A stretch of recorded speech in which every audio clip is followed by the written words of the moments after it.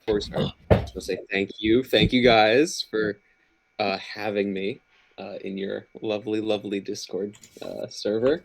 Um, Only been around for a little bit now, so I'm still getting the hang of things here, but very excited to have this conversation. So I hope it's very productive. All right, so Cool. Yeah. it seems a bit Cool, slightly awkward. We are the best. Fine, whatever. This goes on YouTube. The first minute is just us laughing. All right, well, Amazing. anyone right now can start if you want. Like Hezrock, your speech, or Binary, Palpatine, your complaints, or Scorn Boy, your complaints or questions. I don't have any questions.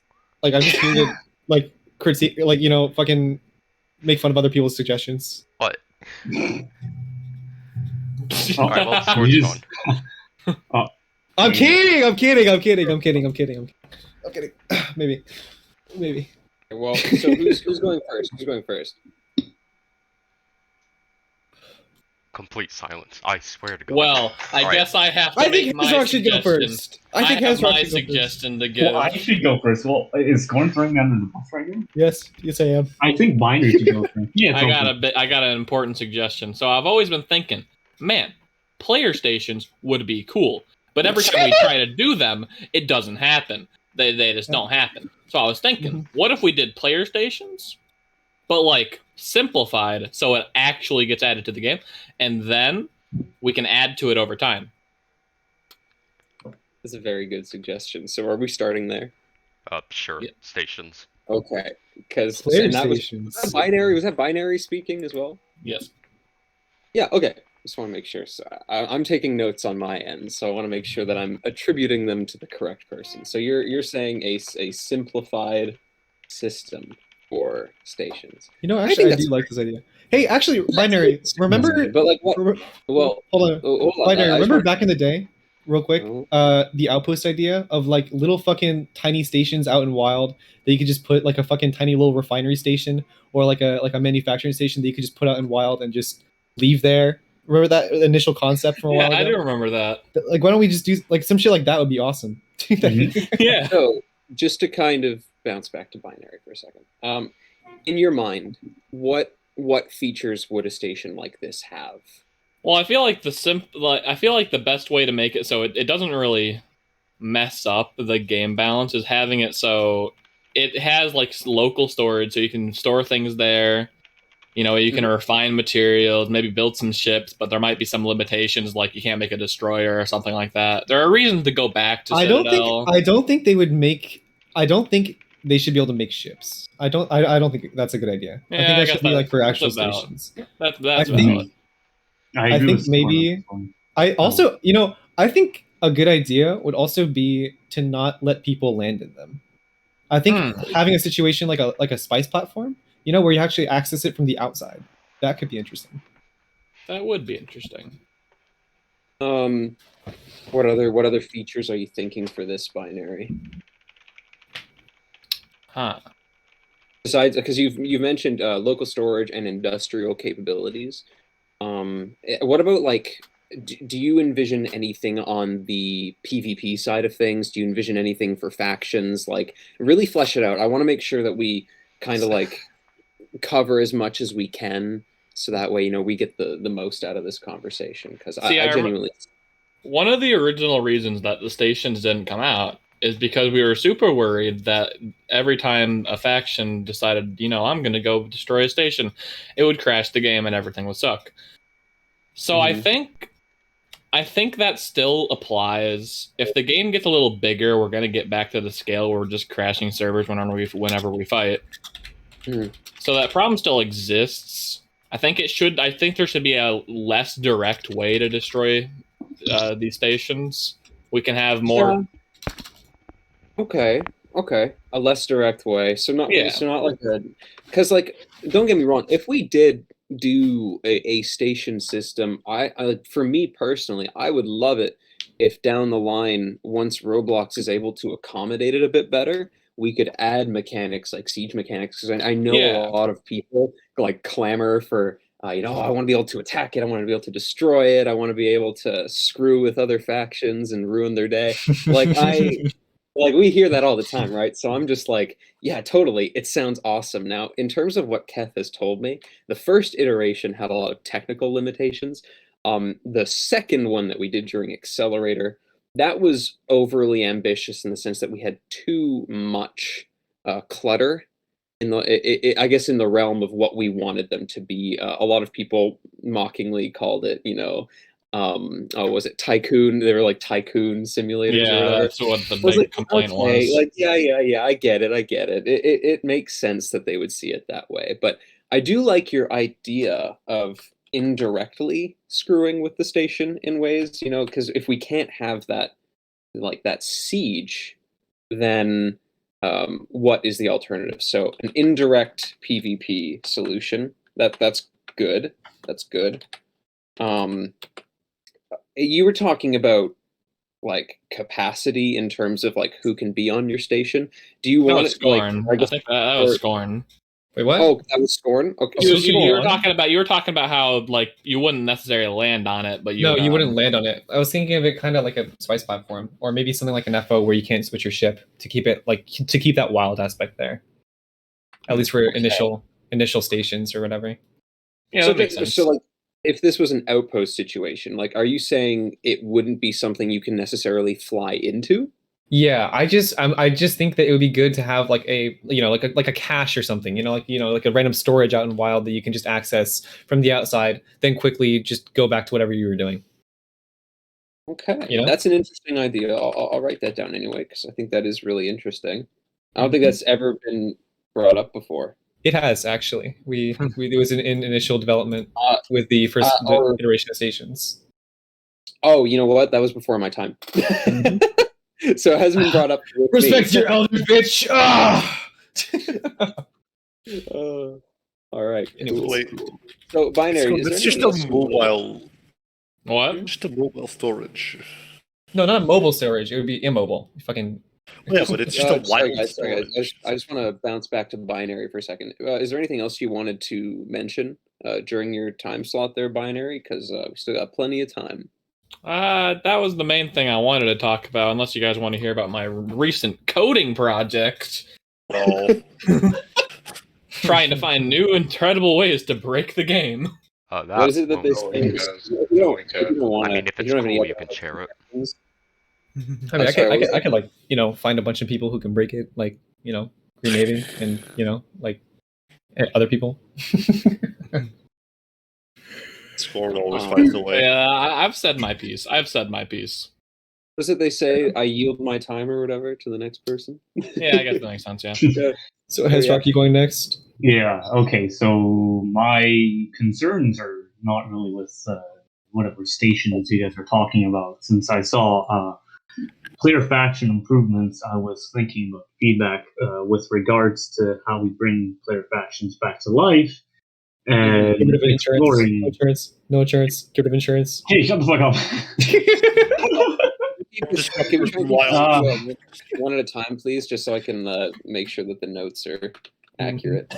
And exploring why player factions have been dying, because I've seen a few videos which have been pretty well made, explaining why major player factions die. Mm-hmm. And I feel like I have a unique point of view because I am one of the few dev team members who also lead, a semi-active faction, albeit not the most active faction. So the problem I feel right now with development in Starscape is that there is no set general direction of the game, and as a dev team member, like, no offense or anything, but like I have no clue where we're going in terms of development. I don't see a plan or really like what we're going to do after this update or the next update.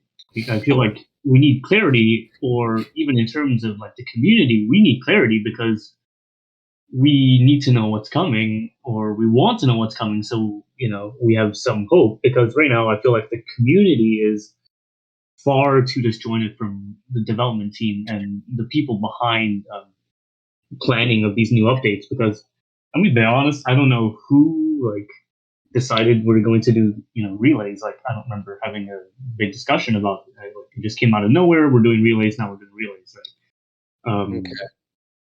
If there was, I mean, if you have something to say, I have a lot more to go over. So yeah, if you don't mind, of course, Go 'cause ahead, I go want ahead. to make sure that I can answer. So let's talk about community transparency, because that is something I can really speak to right now. I think community transparency is really on the fritz at the moment. I very recently, like I'm talking last month, Keth and I got together and we discussed solutions as to what we can do to take that humongous gap between the community and the lead developers and close it. Um, and one of the solutions, or I guess one of the broader solutions, is to kind of expand the dev blog to incorporate more video content again, as well as conducting more live streams that we can engage directly with the community in. Because we do see that it is a problem. I personally I like reading the suggestions. They can get overwhelming when you have such a large community, but I do compile the ones that I can through the help of some of the moderators. By the way, shout out to people like Racketeer who send them my way, because it is important that we continue to read and engage with that. Now, obviously, these strategies haven't yet been implemented. However, I want to implement them this month. That is the ideal. And this will be in the form of generally monthly. I would like to do monthly, showcases that say, what we're working on and what's coming up in the broader timeline. So that way people have a really solid frame of reference, and then we will just translate them over to the dev blog in a written form. And I'm also going to be taking ownership of the, what is it called? Sorry, the name just escaped me for a second there. It is the roadmap. Yeah, the word just lost me for a moment, but I'm going to be taking control of the roadmap and making sure that it's constantly updated as we move forward with a lot of these new plans. But I want to make sure that not just the core dev team. Obviously, it's important that you guys know the plan, but I think everyone should know the plan, with, of course, some limitations, because we do want to continue bringing at least a little surprise every now and then to keep people engaged. But for the most part, I want to be transparent with all the big features and say exactly what's coming up. I hope that addresses a couple of the concerns that you have.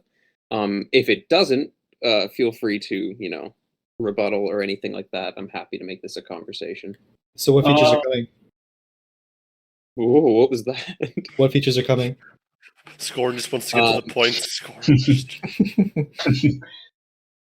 So, sorry, ask that again because you cut out. What features are coming? Those will be announced when I post the first video, probably next week. Fair enough. So, yeah. Which is a great thing to hear from critique for most people here, because as part of the community and really hearing from the community, it feels like what we want is not heard of, right? So, which leads me to the next problem of the game missing an actual direction of where we're going. Because right now, like I said earlier, I don't know who's making these decisions on what update we should have next. And certainly, I personally feel that the community needs to take more involvement on where the game is going, because we can see the game has been on a decline for the passing time. Because with all due respect, these updates are just not what the community wants, and I don't know why we have them, quite frankly. For instance, like the insurance update, I understand Keth wanted to try them, but I really implore that he changes his mind on his development model, because if we aren't heard of, if our opinions aren't heard and implemented, then like, what's the point of playing? Because right now it feels like we're playing on a personal project. Whatever the devs want, we have to deal with, right? I'm sure. I'm sure warp relays are going to help with the game, but were they a priority over other activities that could help with player retention? Not really. It makes our life easier in the game, but it doesn't. It's not like a crucial part of the game that's going to help with like player retention that we should be focusing on. Which is like, I'm slightly concerned about where the direction and the focus of the game is, because we can have many like different events or updates we can add. For example, like events in WoW, like drone incursions, supply drops, whatever. We can do those stuff, and more players will play. They're also going to be equally encouraged to go into Wild. So I just wish that more of the community is involved in the decision making of what updates we're going to pursue, because I just don't know where these updates are coming from and how they will benefit us in the long term. Not just us as players, but as a game, the community. If I may answer that as well, I totally agree. I think we're in a very unique position, because when I was growing up, if I wanted a game and I wanted to purchase a game, I would purchase the finished game. We now live in a time where active development is something that it's a whole community thing, right? And if we're gonna do that, then by that rationale, we should also engage the community on the updates that we're doing. So I am in full agreement with you. I think we definitely need to hear what the community has to say in terms of priorities and what updates specifically should come to the game. I've been listening to a lot of feedback and criticism regarding insurance, and I can only say that I agree with pretty much most of it. And it's something that has been an ongoing discussion with Keth and myself. Is how do we fix that system? Whether it's a complete overhaul, a complete retraction. We haven't fully committed to anything, but we have almost reached a solution. So I'm hoping that once we can introduce that should help with a lot of the resource sink issues and just the general PvP issues that have arisen since we implemented it. I like Starscape being a bit more hardcore. It's pretty rewarding in my opinion. So yeah, I'm totally with you. I think that is definitely very important. Another thing that I want to just tack on as well is that while we do recognize the community's say in a lot of the updates, I think the problem here seems to be that our ability to implement things is hindered by having Keth be the sole arbiter of being able to put things into the game. So one of the things that we probably need to address behind the scenes is how can we expedite that process, and how can we make it so that Keth is not like the onus is not all on him. How do we make that more collaborative? And that is something that we have also discussed in order to really speed up those updates and get things out on a much more on a less Keth standard time and more of a everyone else's time frame, because I've seen that thrown around a lot as well. So yeah, we are definitely working on a lot of those issues. Right. Yeah. Can I add something real quick? Yeah. So just for starters, the main issue with Starscape right now is the lack of players. And you can complain about any updates you want that you may think are negative to the game, but realistically, if there were more players playing the game like there were a year or two ago, the game would be 20 times more fun than it was, just because of the new updates.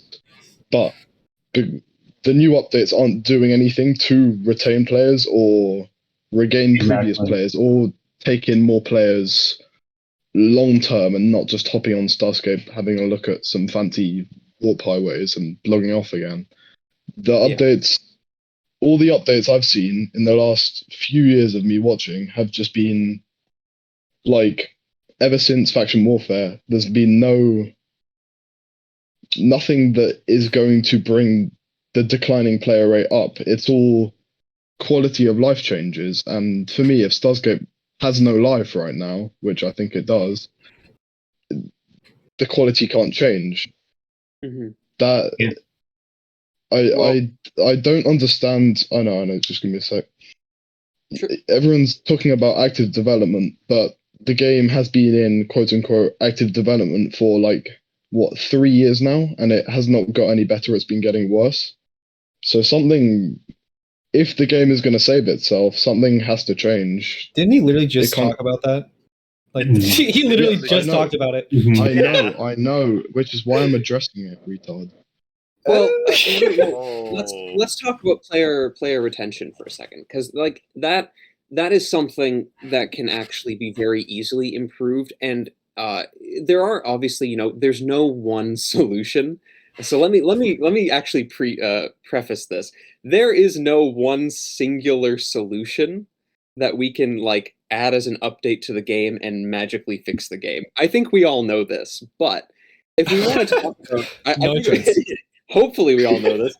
If we want, you're not fully wrong about the insurance. I'll give you that. But if we want to, add things that are useful for player retention, here's one thing I want to bring up.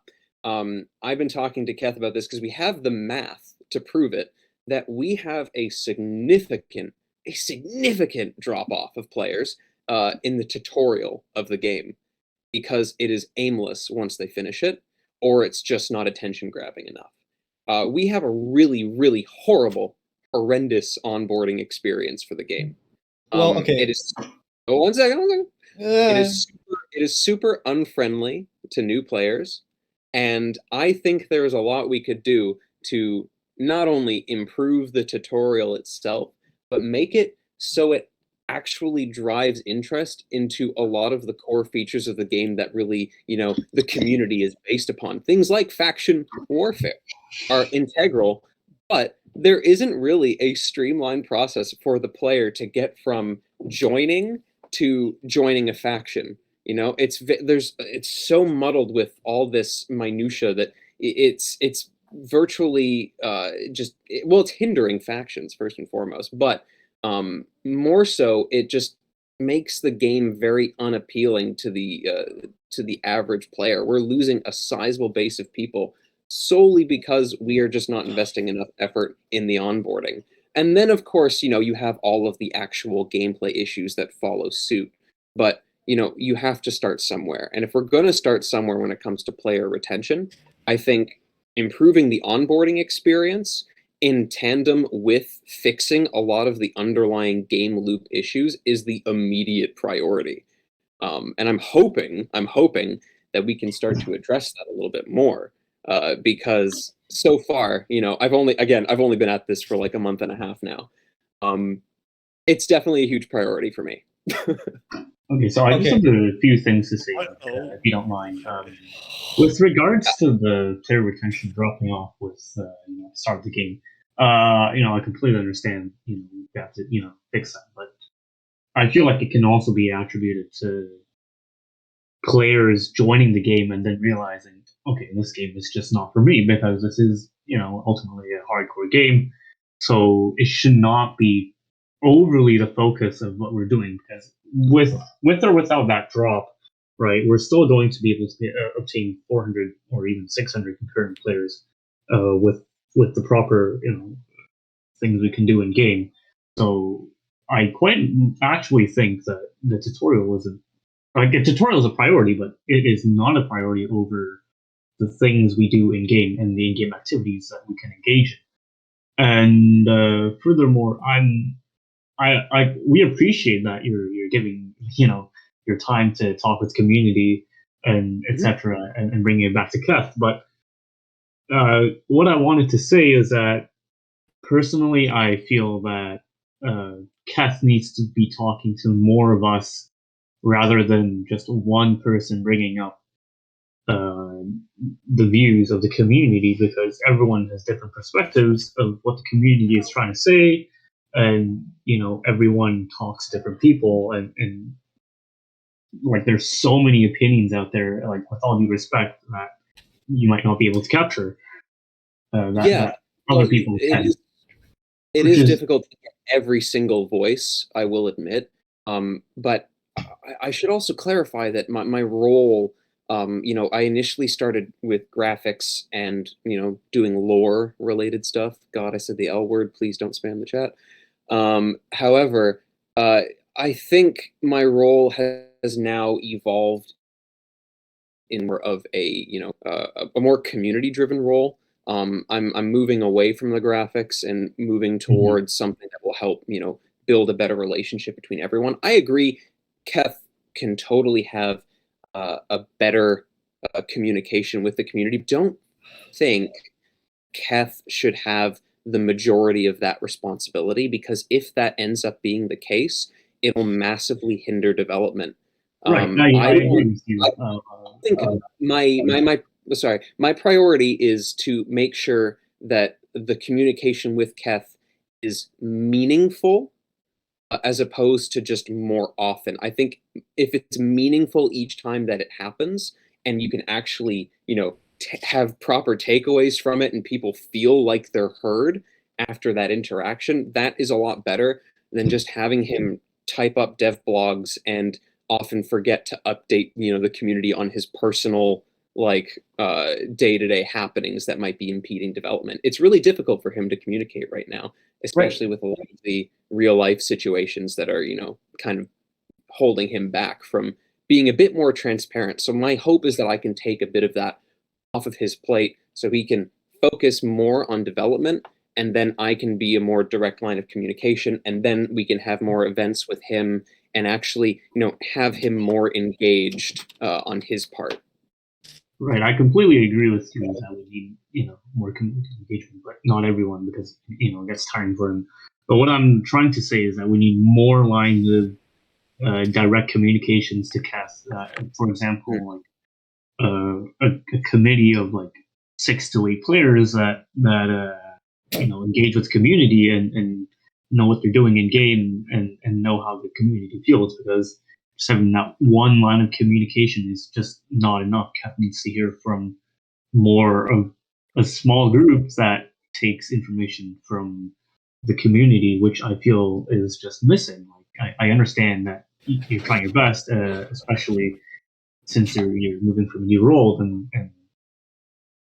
and Hey, can I intervene real quick? Yeah, go ahead. We've already like talked about this like a while ago, but can we circle back to the original part of this conversation where it was how new players quit after the tutorial. So here's my opinion on that take. I don't think we should change the tutorial. I think that it's a good way to weed out the players who need their handheld, and I think that it should allow for. I think it should allow for players to understand that afterwards it's up to them. They figure out what the fuck they're doing, and the game's not going to hold their hands. Which is another reason why I don't want insurance. Right, I agree. Especially, but here's the thing. You can see that the culture of the game has shifted after insurance, because if you look in chat, right? We never had that many beggars back then, right? Like, everyone's begging in 2022. You never see that in 2020. Like, obviously the game, like the target audience of the game lately has just not been correct, and we really need to focus on the actually, when you have to consider something. That most people who play Roblox are going to be in that demographic of, like... Yeah, but we're trying to appeal to the minority here. Yeah, because the cool minority. But you're going against what you said earlier by also, by the way, because you said you wanted more concurrent players, but to get more players, you need to appeal to a wider demographic. Yes. Can we not achieve Let's have an adoption center, baby! Adoption center! It'll work! Okay. Going in the Citadel! Okay, wait. I'm problem conversation back to Rock, because I was engaging. Can we do Scorn after Rock is done? Finish. Right. Both of you have like very valid points. Right? The platform having itself. committees. Are we going back to the committees discussion, or are we continuing? I would like to hear you expand on the committee thing because, yeah. Right. So I thought it was a good idea. Yeah. So like in the Starscape server, we used to have advisor roles, right? So I think we should actually expand on the advisor roles and change it so players who are active in the community should have the advisor role, and they know what they're doing, they know what they're talking about because they heard from the players, they play with the players, and they have the perspective of so many people, and they should be as a group coming up with something that they together should bring up to Keth, rather than Keth listening to a few individuals.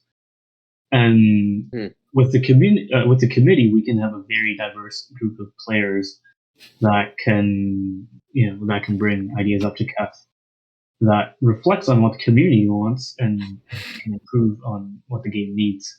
So that's just my thought. If you want to say anything about that.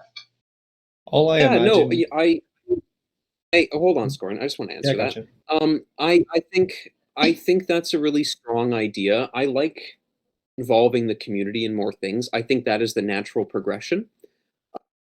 Our development process is having the community be more engaged. So I don't see. Yeah, I don't really have anything that I can critique, on that idea. But all I can say is that strong solidarity. I absolutely agree. I think that something like that could be very beneficial. I think it's worth considering. So I will make a note of that.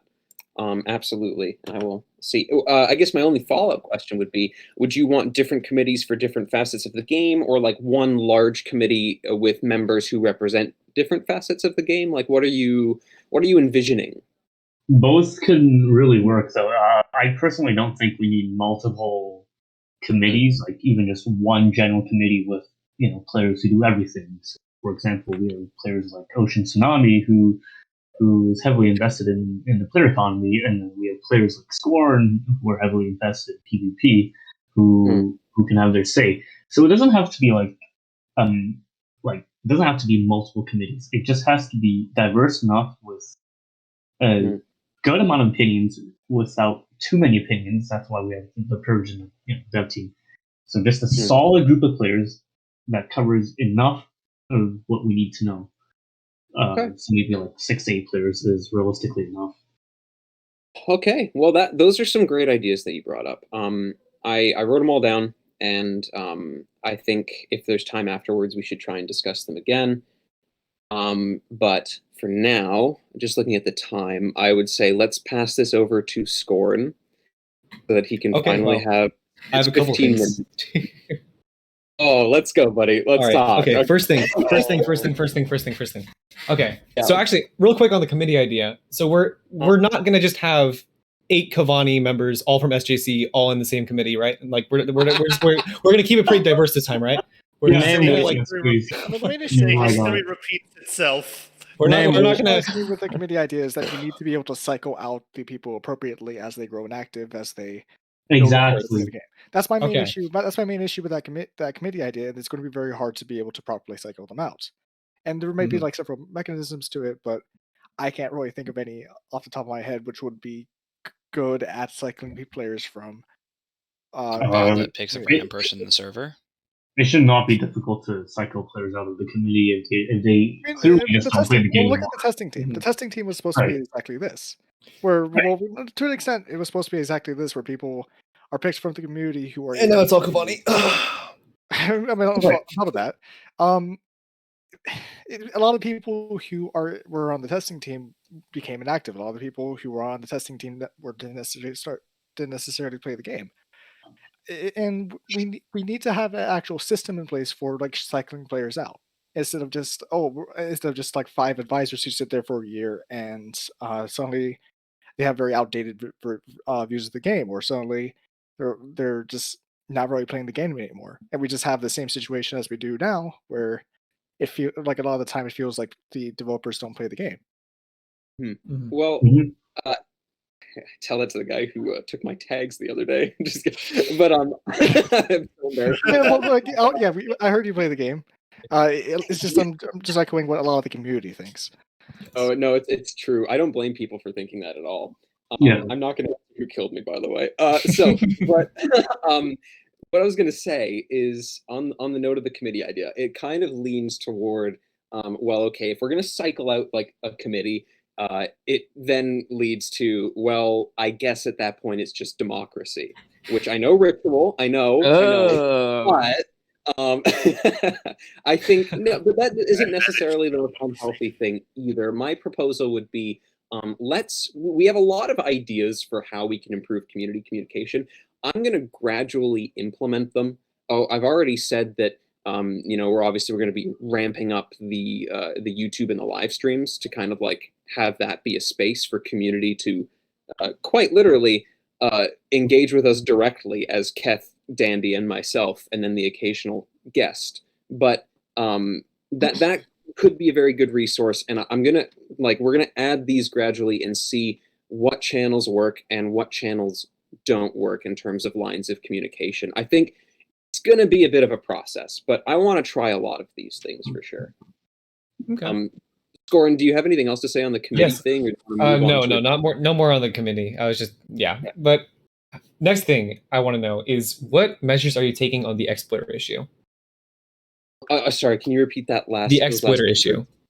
Exploiter issue? Yeah, that's a really annoying. I'm trying not to swear for the sake of professionalism. I'm gonna. It's a really. I think I've burped like 7 times. I think it's not really professional.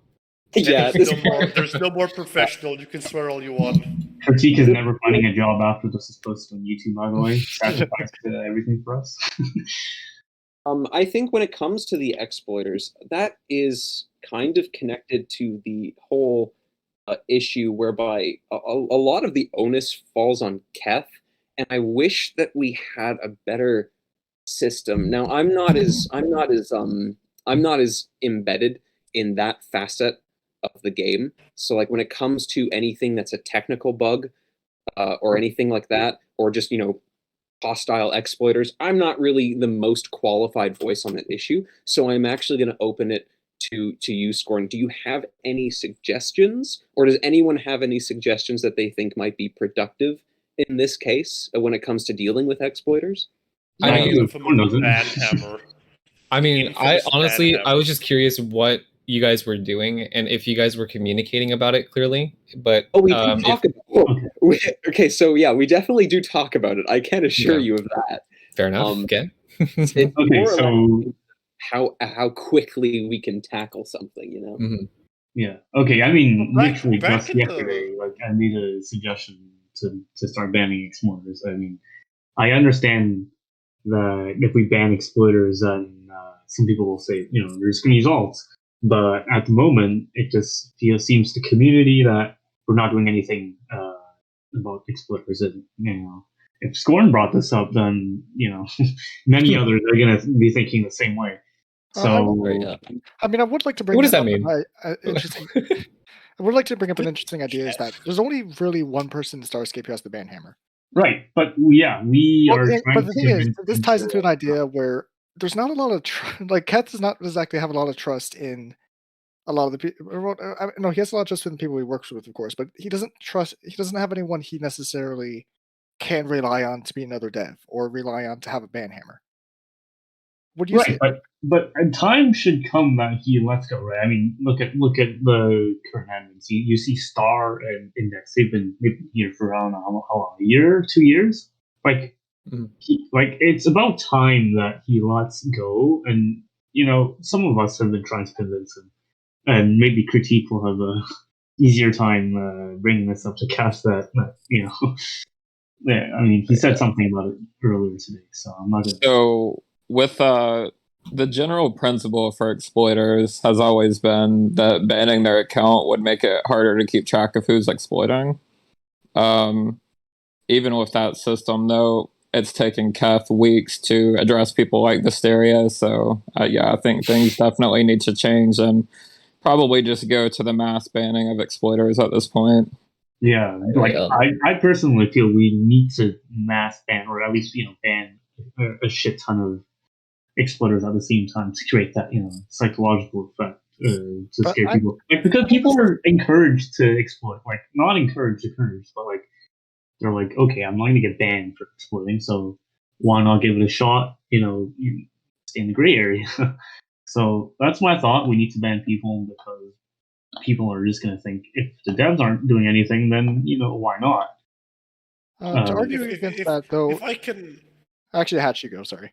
Yeah. So to tack on to what everyone's saying about the bans. So like a year or two ago, the staff team was just something about patching the exploits instead of banning the people. So I assume that's what Ritual was referring to earlier when he said it was harder to track who was exploiting because it would be harder to patch the exploits. I think patching the exploits in general is like a temporary fix. It's like duct taping a window. The duct tape is eventually going to fail, and the window's eventually going to fall out, so it's better to just remove the problem entirely rather than find a temporary solution, because someone's eventually going to find a new exploit that circumvents the patch. Yeah, it's inevitable.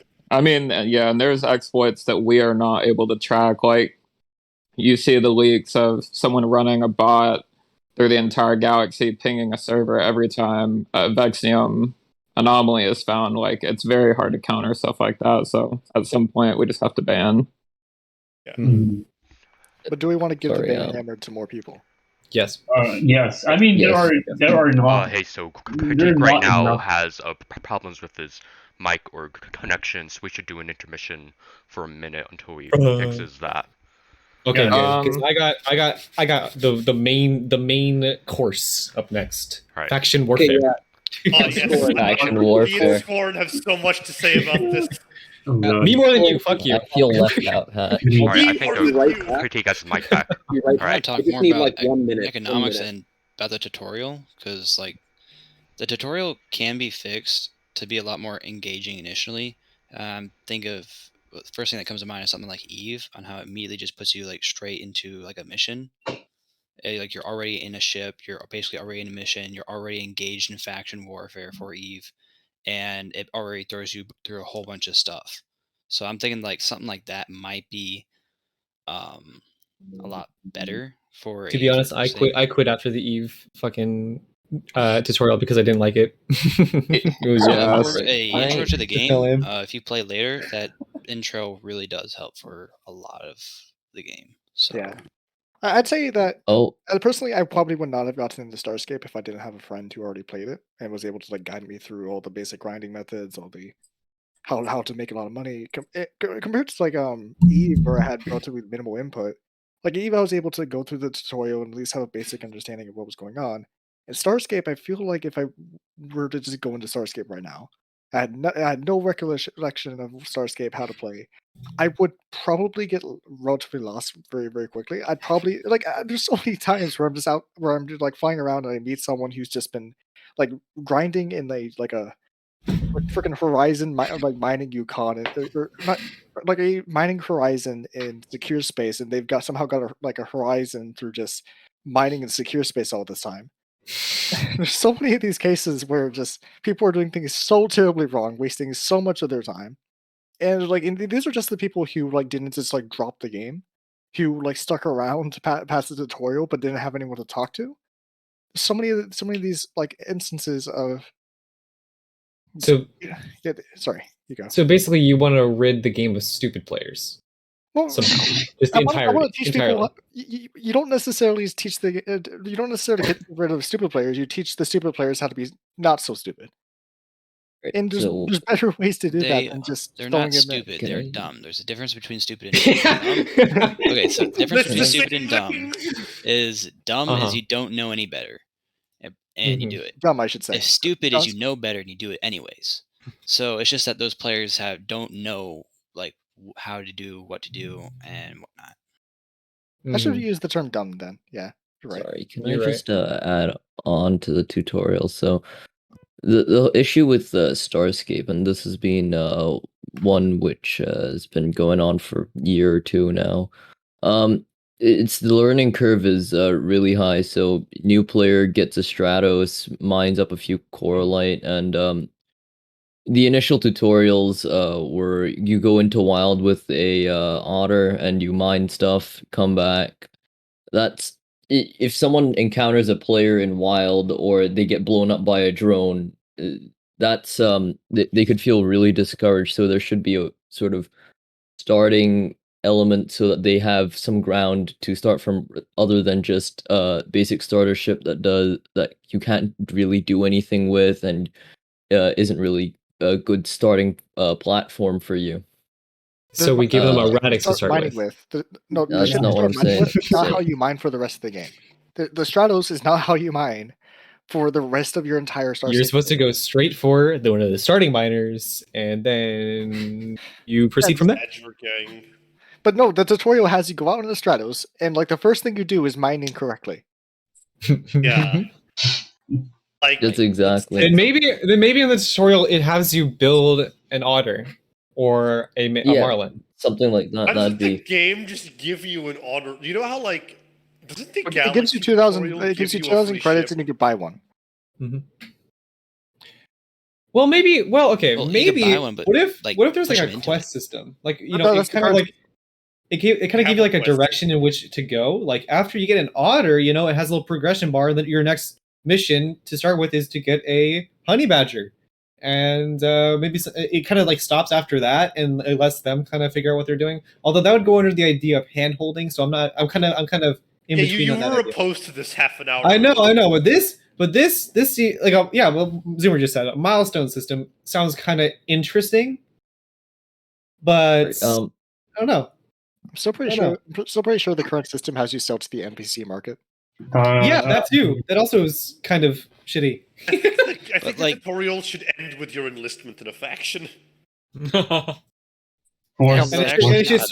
actually, instead of starting with Los Sentients, it should start with the Falcons. Oh yeah. No. You enlist an SJC. No, you enlist an SJC. Hold on. You could, I have an let's idea. get What back you on could topic. do is you try and guide them to, like, if you see like faction warfare, like let's say it's going entirely like one side, like let's say Lysentian, they're basically winning the complete war. You have to try and push them to like either Cavani or Falcon, just like a little nudge, just by changing the numbers a little bit, and you can make it like proportional. So not like this, like they have to join, but it's just like kind of like if they were a random player, just hopping on and figuring out just the game, it could help kind of make faction warfare a lot more interesting by evening out the sides all the time. Yeah, I understand. So, I mean, like a potential method. I saw this somewhere where it was these two things that were fighting, and you had to help out one side, that kind of thing. So that would sort of introduce them to that aspect of the game as a new player. Oh, like so make the starting tutorial something like you're working with Corsac fighting a giant drone facility, something like or that a in the tutorial. Cruiser. Exactly. So you go into a planet, and then there's a Cavani, Lycentia, and Feralcus all fighting, and then you have to help one of them, and whoever you help kill the other two is the one that you end up joining. That kind of thing. Might get a little too died. I don't know what happened. That's why I'd say probably stick with Corsac. Yeah, so Critique right now is having problems with his mic, so he won't be able to answer questions or give feedback. Yeah, that's why I'm holding off on the whole faction warfare shit. Oh, and if anyone leaves the channel, we're at 69 people listening. You better not. I swear to God. Leave the channel. Leave the channel. Everybody leave! Let's go! Yeah! No. Let's go! 3 people just left. Why did you mention it? And they're back! Let's go! I'm joining on my alt through this. Alright, let's 69. Come on, funny number. Bring back Bill. We can't really tell people to join. Well, shit, I'm gonna go get coffee. I'll be right back. Yeah, just have an intermission until a Critique comes back. There's What's your favorite color? There is something I wanted to say really quick. It doesn't require Critique to be here. So, previously the advisor role was brought up a few times, and if you notice in the main server, that's been revised. We're not technically advisors. people like Arctic and I are really not playing the game, and Critique is a developer. So it's not like we're sitting here giving the sole direction of the game. We're really just more of like legacy members. Okay, but what if everybody who's able to talk in this call right now becomes an advisor? Absolutely not. I mean, I think a committee could be a good idea, because right now you really just have the legacy people and the dev server, and then you have the contributors. Well, a committee could come from like the Solar Link with the leaders and HRs there. Nothing against Hatch though. What if Hatch is on the committee, and let's say he just gets bored of Starscape, stops playing? How do we get rid of him? But you just get rid of him, remove his role. Click the ban button. Yeah, I mean, who decides that he leaves though? Me. I decide. It'd probably have to be like Keth who decides that kind of thing, which means it'll never be decided on. But now isn't that the same thing with the testing team? Yeah.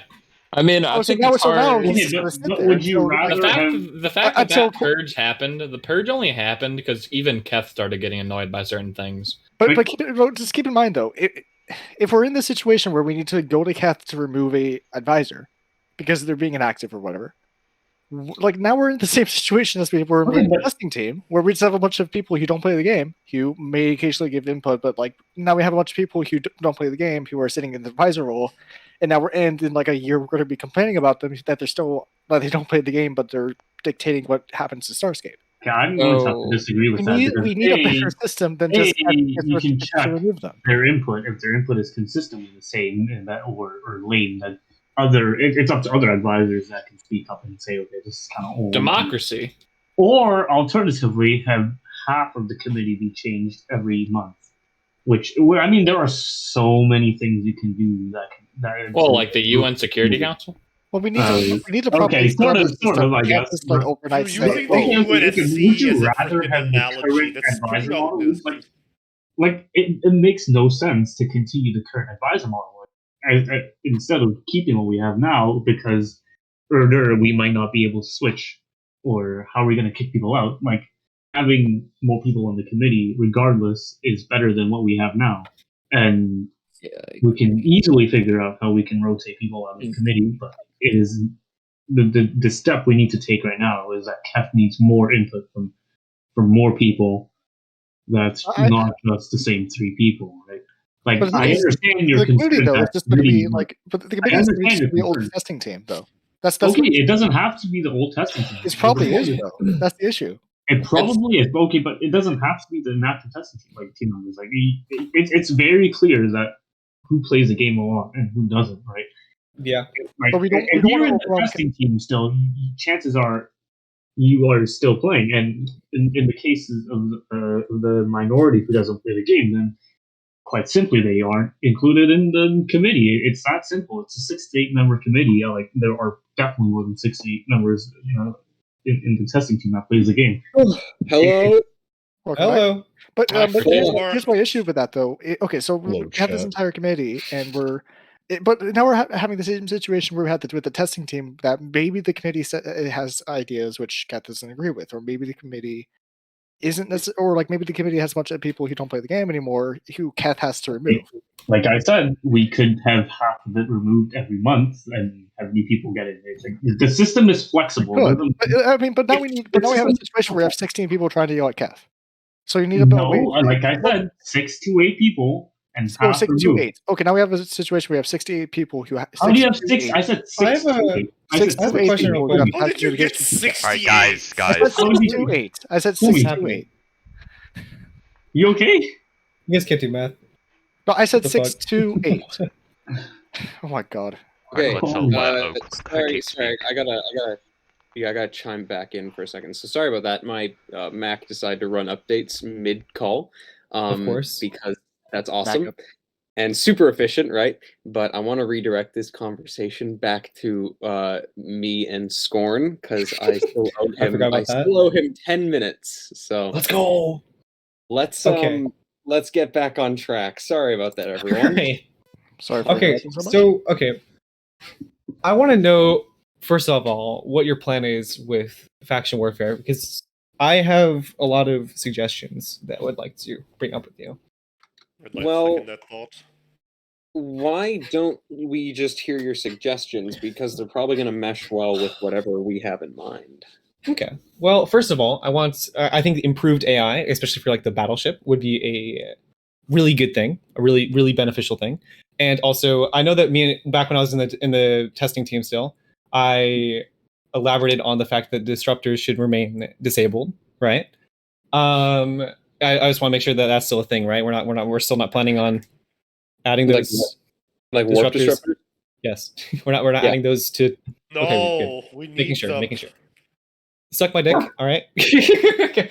Hey, this will go on YouTube, Scorn. I told you about that.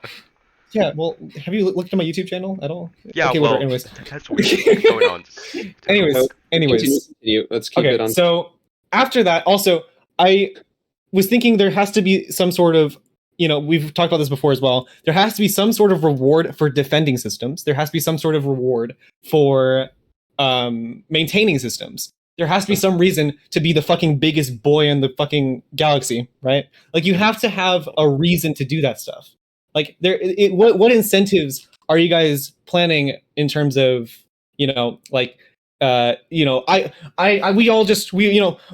20v20 battle in this one Sentient system, and we defended against the Falcons. Like, what do those defenders get? They can go attack. They can go straight to the fucking Falcon system and attack that, and then they get a little LP. But what if the Sentients defend that? Like, what do you get from, or the Falcons defend that? Like, what do you get from defending? What are those like? Are you in favor of a leaderboard system? What does that have to do? Like, what does that have to do with anything? No. Listen. Well, sorry, but in terms of like things like rewards, like having a leaderboard, do you think that would be an example of like a good reward for, engaging in PvP, like having your faction appear on like a very publicly viewable leaderboard? Like, is that something that might help? There's lots of things we can talk about. I'm just throwing out examples. Not really. No, not really. Let's talk about it. What do you see as a viable reward? I think there should be. Dude, we had a whole conversation about this. We never really got into a conclusion. I'm not entirely sure, but we were thinking you could at least get some LP for somehow, from somehow detecting if a system was defended. Now, we never really discussed how, and I'm not entirely sure how. So I was wondering if you guys talked about it more. I was wondering if you guys have any ideas in terms of that.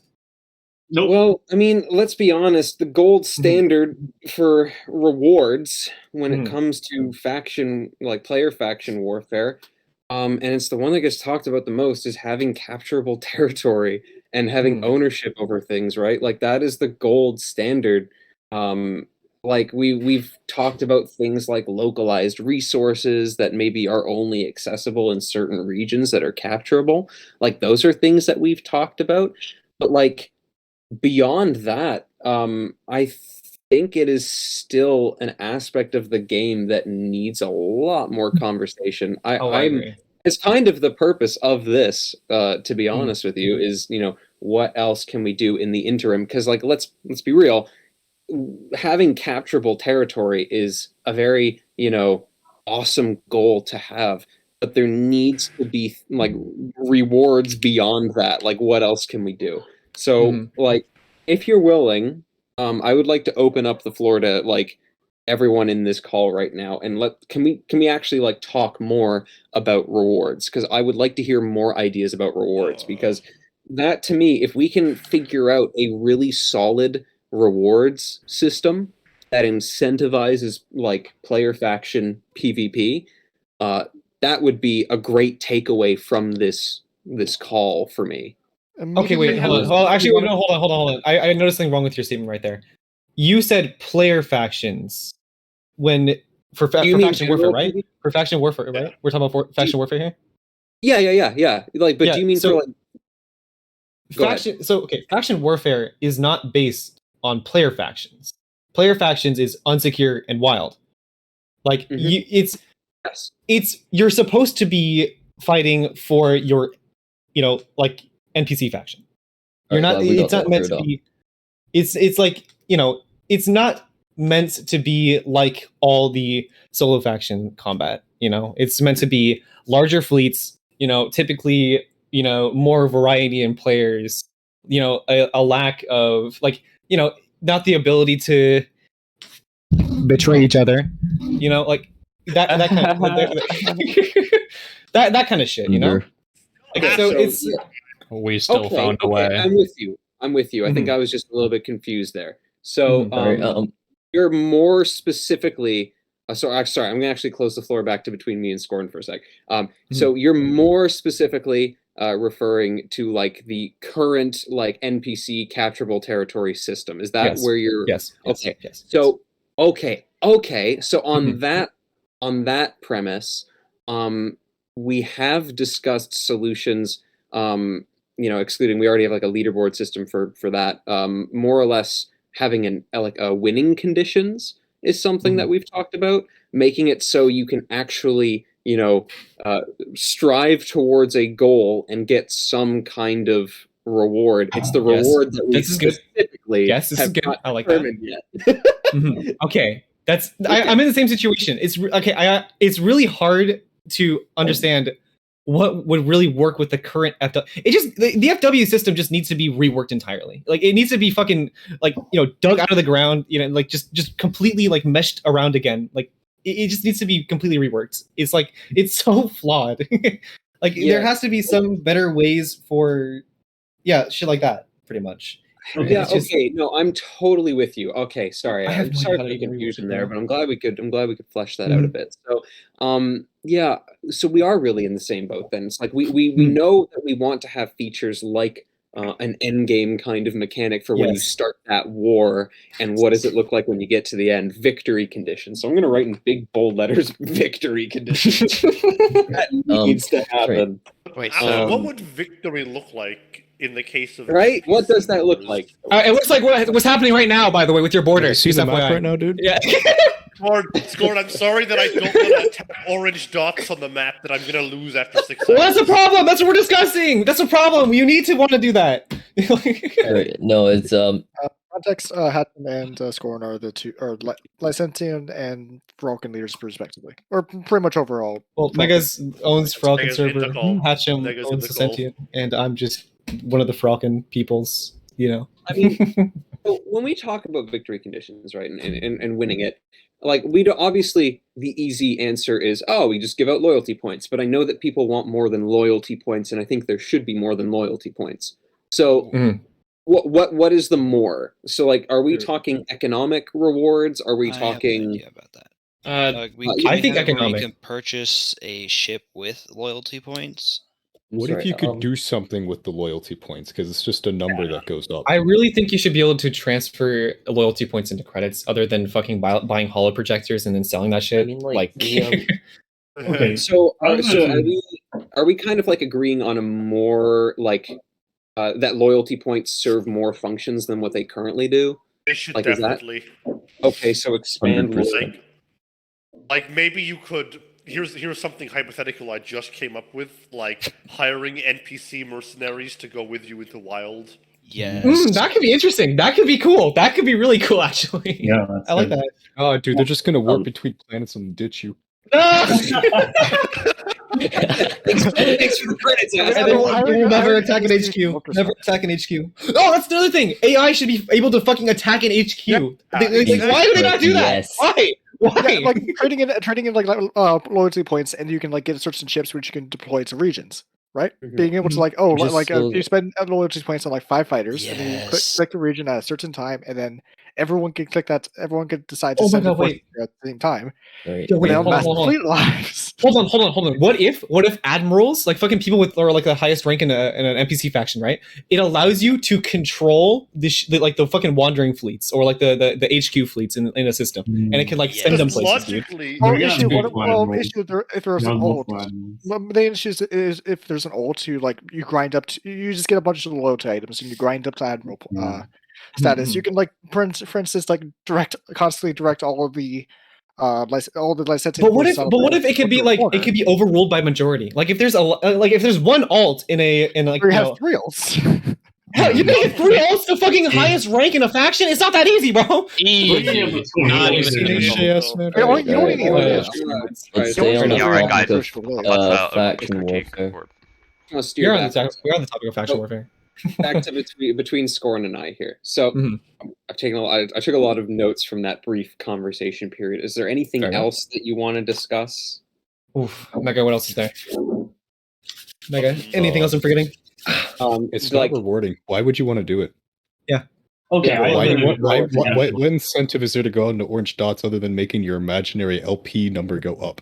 Yeah, I have a suggestion. I mean, there's not like there's fleets to fight. Yeah, okay. I mean, there's no incentive to go defend. So, if incentive wise, can we compromise with a system that goes like a certain rank gives you a certain amount of credits per week based on? Okay, I'm not done, right? Based on the amount of territory it has, but you have to reach a certain amount of LP or systems captured that week, or you get demoted. And in order to compensate for people who are busy, then they can resign from the Navy and just lose 1 rank. That way, you have an incentive to fulfill your LP quota for that week, and then you receive your payment. It's sort of like getting paid in the army. So you're thinking like more of an actual career kind of mechanic? Yeah, that would be cool as well. Actually, I like that idea a lot. That's really cool. That is a really cool suggestion. Okay. I'm reading the No Mic right now, and I'm just thinking, just turn FW into a RTS game. Yes. I like that idea as well. I also love that idea. Yes. Okay, I love that because I actually love RTS. You know, funny thing, I actually there's actually a fleet battle between me and Hatch, and I was controlling my fleet like a fucking RTS game in a Paragon above them, and we actually annihilated them. Just FYI, nice. Just saying. That kind of goes into like or that happens regardless, Paragon or not. True, you're right. I mean, the fleet is one that you literally control, just like an RTS game. They respond to that would be so cool. It's just like I keep making, which people keep ignoring, is we need better ways to like mark out areas for people to go than just people shouting out in a voice channel. Being able to set waypoints, being able to set people like, oh, this group of people should go over to this visual indicator I just set. Having that kind of system, I feel like would be very crucial if we want to have more fleet, like more intricacy in fleet battles compared to just. It would be a nice. Yes. It would be a nice squad rework, like doing that for squads. A squad rework? Like where squad leaders could ping locations and. That would be cool. That would be interesting. Right. Yeah, it will open up greater tactical, actual strategy rather than just, okay, we're all going to huddle up, we're all going to have railguns, we're going to shoot the thing that comes nearest. Just to bounce back.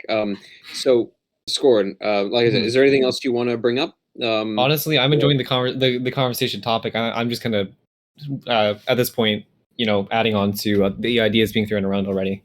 Honestly, I feel like I've said most of the things I want to say. Just generally, I think we just need to rework from from the ground up. Honestly, yeah. All right. Here's a second. Guys, wait.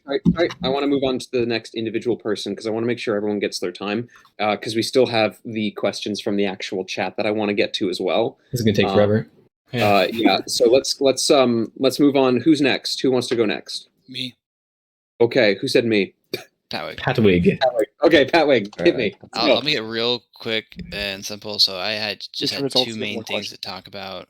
Okay. We've already covered all the other stuff, but mainly just possibly adding a more engaging tutorial, such like the Eve tutorial, just thrown out there. I'm sure you do more looking into that, and we already talked a little bit. Yeah, so I can actually, if I can speak to that, we are working on, and I've said this many times, so for anyone who hasn't heard, this will be a big but we are working on a more narratively driven tutorial to kind of like help with some of the lore and the world building aspects that I know. Honestly, that sounds fine. Honestly, that sounds like a good idea. Yeah, because, having narrative is also a good driving purpose to finish the tutorial because we have a lot of people who drop off before they even.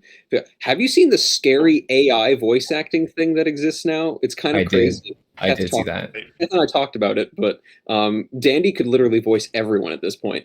But We are looking at more of a narrative style tutorial that will kind of help people feel more engrossed in the actual world itself. So hopefully that answers at least the first thing when it comes to onboarding. What is your second topic? My second topic is making.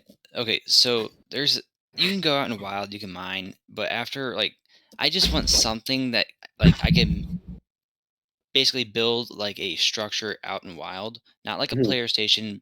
I'm not talking basically something where I can have basically or like a cargo deposit out in wild, and maybe make it something where it's an anomaly where other players can still find it and still destroy it, but just something like that where you can make a little stash of resources or whatever. Of course, it might be in a cargo form, but basically, you could stash 100 crates for the cost of a Corvette, and you got maybe periodically fuel it, maybe not, but something like cost of Corvette, stash 100 crates, something like that could be if for some people that would be very useful. It adds in actual logistics, more reason to actually go in wild and ability to actually stay out there. If you're going mining, it allows you to basically just mine, stash it, mine, stash it, and then eventually haul it out. So it adds in more roles. Also, it adds more trust, more, a lot more just reasons. Interesting. Okay, so would that be just would I label this as player structures almost? Yes. Okay, cool. And would it be beyond deposits? Could it include things like mining platforms or any kind of thing, like gun platforms and shit like that? Or potentially, but yeah, I was just kind of want to just at the very least just have something like that. Add on all the turrets or whatever later, and I just kind of to see it, or it's not all tied together. Have it be more just an individual thing, just oh, you dropped one turret here. That way, is you don't have to worry about it all working together. Try to make a giant thing to link them all together so they target the same thing. Just make a turret. You just deploy a turret. You can deploy it in any kind of scenario. So if I'm not sure if you ever played Foxhole, it's if you build a rifle garrison, great. You just you have a rifle garrison there, but it's just then how you put them all together eventually. Then how just having each work as their own individual part, and then it makes something really great. And I'm assuming that if you press M, it'll pop up on your map, it'll show you where you have your stuff stored. Yeah. So this would kind of go with the outpost idea in a way, sort of, maybe. Yeah, honestly, I think those two ideas really complement each other. I was literally about to say that, reading my mind, creepy. Because I'm gonna put a star next to both of those because they could be very easily intertwined. It's very cool. Thank you for that. Yeah, and the whole thing would basically allow spying and all the other stuff to actually flourish a lot more. Not only spying, but having to work with your faction or whatnot. Should I get resources out from wild back and secure, or maybe just do all that? So awesome, that's great. Well, thank you so much. That was actually a really awesome suggestion. Does anyone else? Sorry, are you? Is there anything else you want to bring up, or are you? Nope. That was one I was trying to get out for freaking months. Perfect. Well, I'm glad I could write it down and listen to it in person. That's great. Who wants to go next? Can I? Sorry, it's 5 a.m. and I need to go to bed soon. So is it okay? Oh my god! Yeah, European. You're up at 5 a.m. What are you? It's 1:30 a.m. for me. What's your point? Europe people, get out! Get out! Quit being racist. You're proud of Asians. He's from Hong Kong. He's from Hong Kong. No, I'm from Singapore actually, but Yeah, guy. Yeah, let's go back on topic.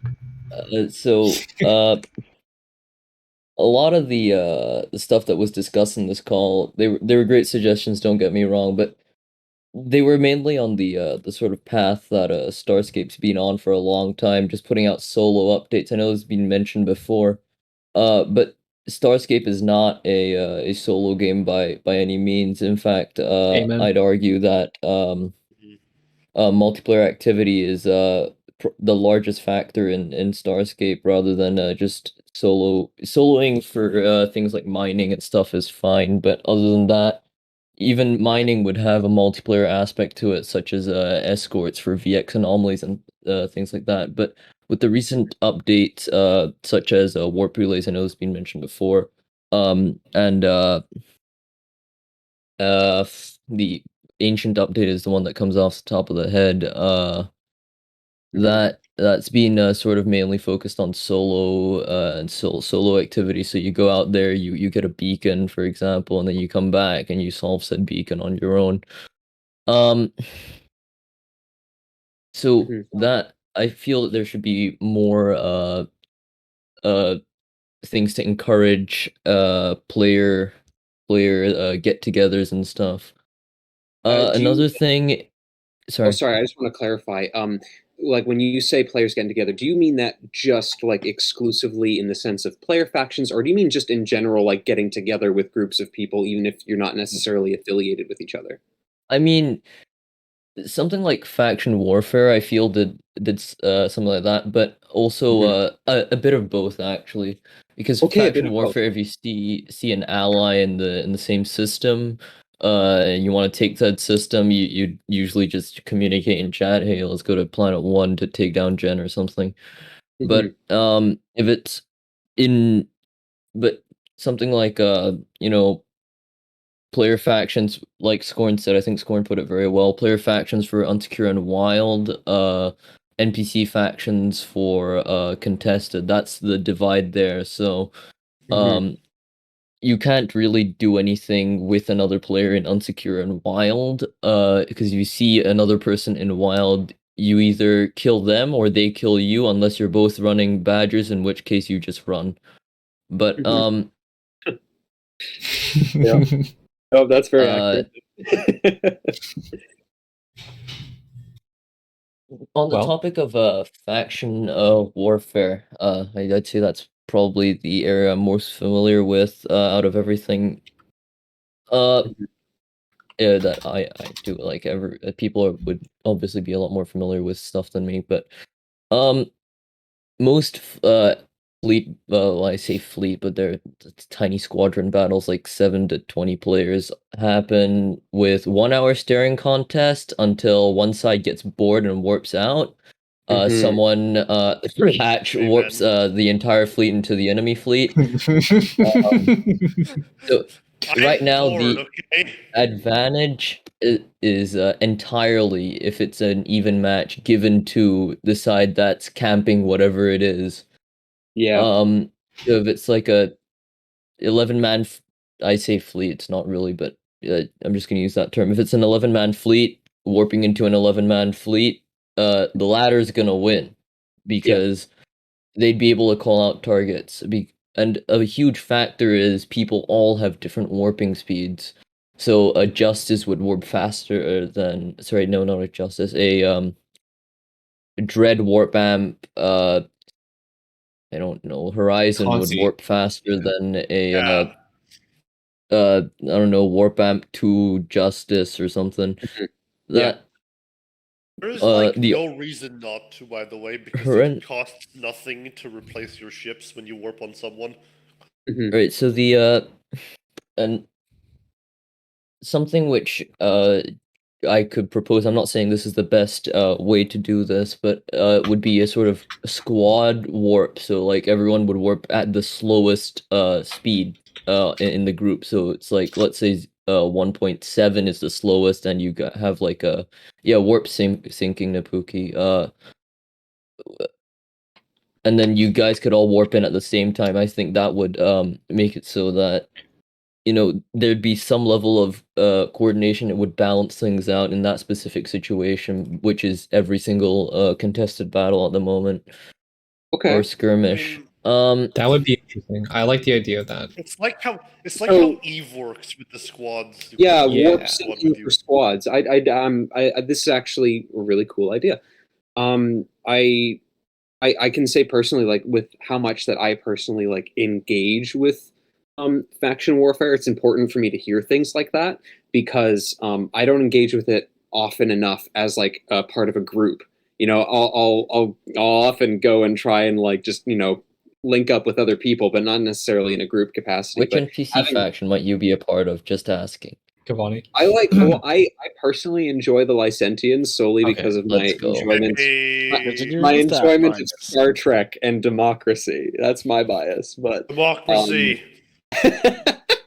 So that's what I do. However, I will say I do enjoy this idea of like, so you join the squad and then your warp, like it just, I guess you. I mean, there'd obviously be an option, and like the squad leader, would have to do a thing. So just to iron out something that would probably be the most obvious issue is like who would coordinate the warp at the same time, and if you wanted to split up the fleet, that kind of thing. But what I mean by that is maybe the squad leader could initiate like a vote warp to a different planet, and then if whoever ticks yes goes at that speed, that kind of thing. But moving off because I wrote my notes very erratically.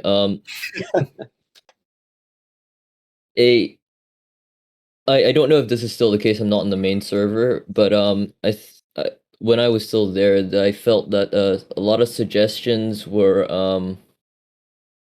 but a lot of suggestions were not being paid attention to. So you had suggestions that would get denied, get attention, say we're planning to add that, that never happens, and like a tiny minority of cases the suggestion gets implemented in a way that's sort of less effective, or it just gets implemented into something else, which is fine. I think the huge disconnect between Keth and the community is something that's been there for years. And this has been brought up before. Yes, but it's something that desperately needs to be fixed because whatever's been happening is just not working.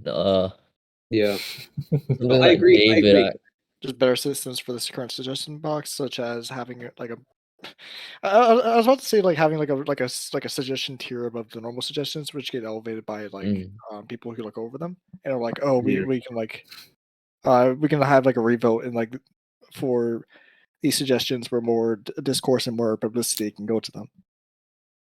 Okay, but also, what if Keth actually played the game? That would, he could formulate his own suggestions if he actually played. I remember that was a I remember there was we can't really force him to. I mean, he's a busy guy, but the thing is, there was I don't know, 2020, I think. He played the game and he found frigate and corvette speeds were too slow, so he buffed them all. So I think that's something that's just that was a good change, to be fair, in my opinion. That was a good change. And so when he plays the game, good things happen. Just saying. Remember when the Loxodon had speed? Here's my unofficial solution. I'm gonna force Keth to sit down and have game nights with me, and we're gonna play the game. Just saying. Come join the Lycentian pushes with us. And get he's gonna get focused so hard. Scored. We can harvest tags. Oh, you're right. Okay. If you do force him to have a game night, do not have him have him start off on his new account. Do not just bring him in as Zola or Keth. That would be a terrible idea. Yeah. So Ark, sounds great. Please do that. You are not Joe. I actually like that idea. Ark, were there any other suggestions that you want to throw out there really quick? Anyways, just something else I'd like to talk about before I crash onto my bed and not wake up for another month. Basically, something that David sent me. By the way, you should really watch his video. It's amazing. I've seen it. I've watched it multiple times actually. And taken lots of notes from it. The one that David Shark put out. It's called Why NPC Factions Really Died. Yeah. No, sorry, why player factions really died. Sorry, I'm tired. So we thought this chapter part's wrong. It's all incorrect. This is from David. He says that the primary thing is you can't balance solo and multiplayer content because they're two completely different things. And alternating won't necessarily improve things that much. But at the same time, you do have two different types of players. So you have solo players, and then you have players that play with a vast majority of their time with other people. I'm one of them, so the only reason I get on right now is for combat with other people because it's boring. And one more thing, sorry, I missed this one out. One more thing is the tutorial. I'm going to tutorial now, but the tutorial should really be a something to it shouldn't just be a box that says you've been given a Stratos, use this to take it to Bantam to left click on an asteroid for a minute while a Paragon steals your inferior ore. Yeah, I agree. And then go back to Citadel, sell it, and then find your own way to do stuff and look up a tutorial on YouTube and also beg for a ship. Yeah, I agree with you on that front. I think I mentioned this before, was that the narrative tutorial seems to be a better way to go. I guess you guys can all tell me what you think of this, but do you like the idea of having a situation where you join the game for the first time and you pick the faction that you want to align with based on a general description, and then you get a narrative tutorial that's kind of centered around the lore of that faction? Then you pick a fact. Sorry. No, don't worry. I'm getting there. I'm almost good. So you pick that faction. You get a narrative tutorial kind of centered around that faction's general vibe, and then it culminates in like this event that leads to you like respawning at the Citadel, and then you carry out other tutorials. Is that something that would be more in line with like what you see as being a better tutorial? Or like something narrative, or do you think like I said, the narrative by the box and the do you mean by narrative tutorial, do you mean like well, the box in the corner that says Lycentia is a democratic nation, Cavani's a dictatorship, and so is Feralcus? I don't know the difference between those you two. would get more of like a UI that shows the factions, and then you hover over it and it kind of describes them a little bit better. But the actual tutorial mechanics themselves, I would want, controls and things like, let's say if you're starting off in a ship and your whole goal is like maybe, and this is hypothetical for anyone who might be wondering, completely hypothetical, not actually how the tutorial is going to go. Let's say that you start off in a ship and it's like, oh, you're testing this ship and you have to do this. So press A to go this way, or whatever. And like I want the things to come up right in the middle of the screen. I want it to be something that is very obvious and doesn't require you to look in the tiniest corner of your monitor. And I don't want it to be too wordy. I find that the current tutorial is way, way, way too wordy. And I just don't like the system under which it operates. So it would be a complete revamp on our part. We want to completely change how that tutorial flows and make it something that's actually an enjoyable experience that you might want to play again if you wanted to, like make a new account or something, right? And try a different perspective. Let's see what the Cavani tutorial's like, or the trade union, or whatever, right? So yeah, that's my general idea of what I see a rework being. That's really good. Sorry, Thank you. I'll say this, and I'll fuck off for the night or morning or day. But thank you. But there is doing that will be much better than the current tutorial.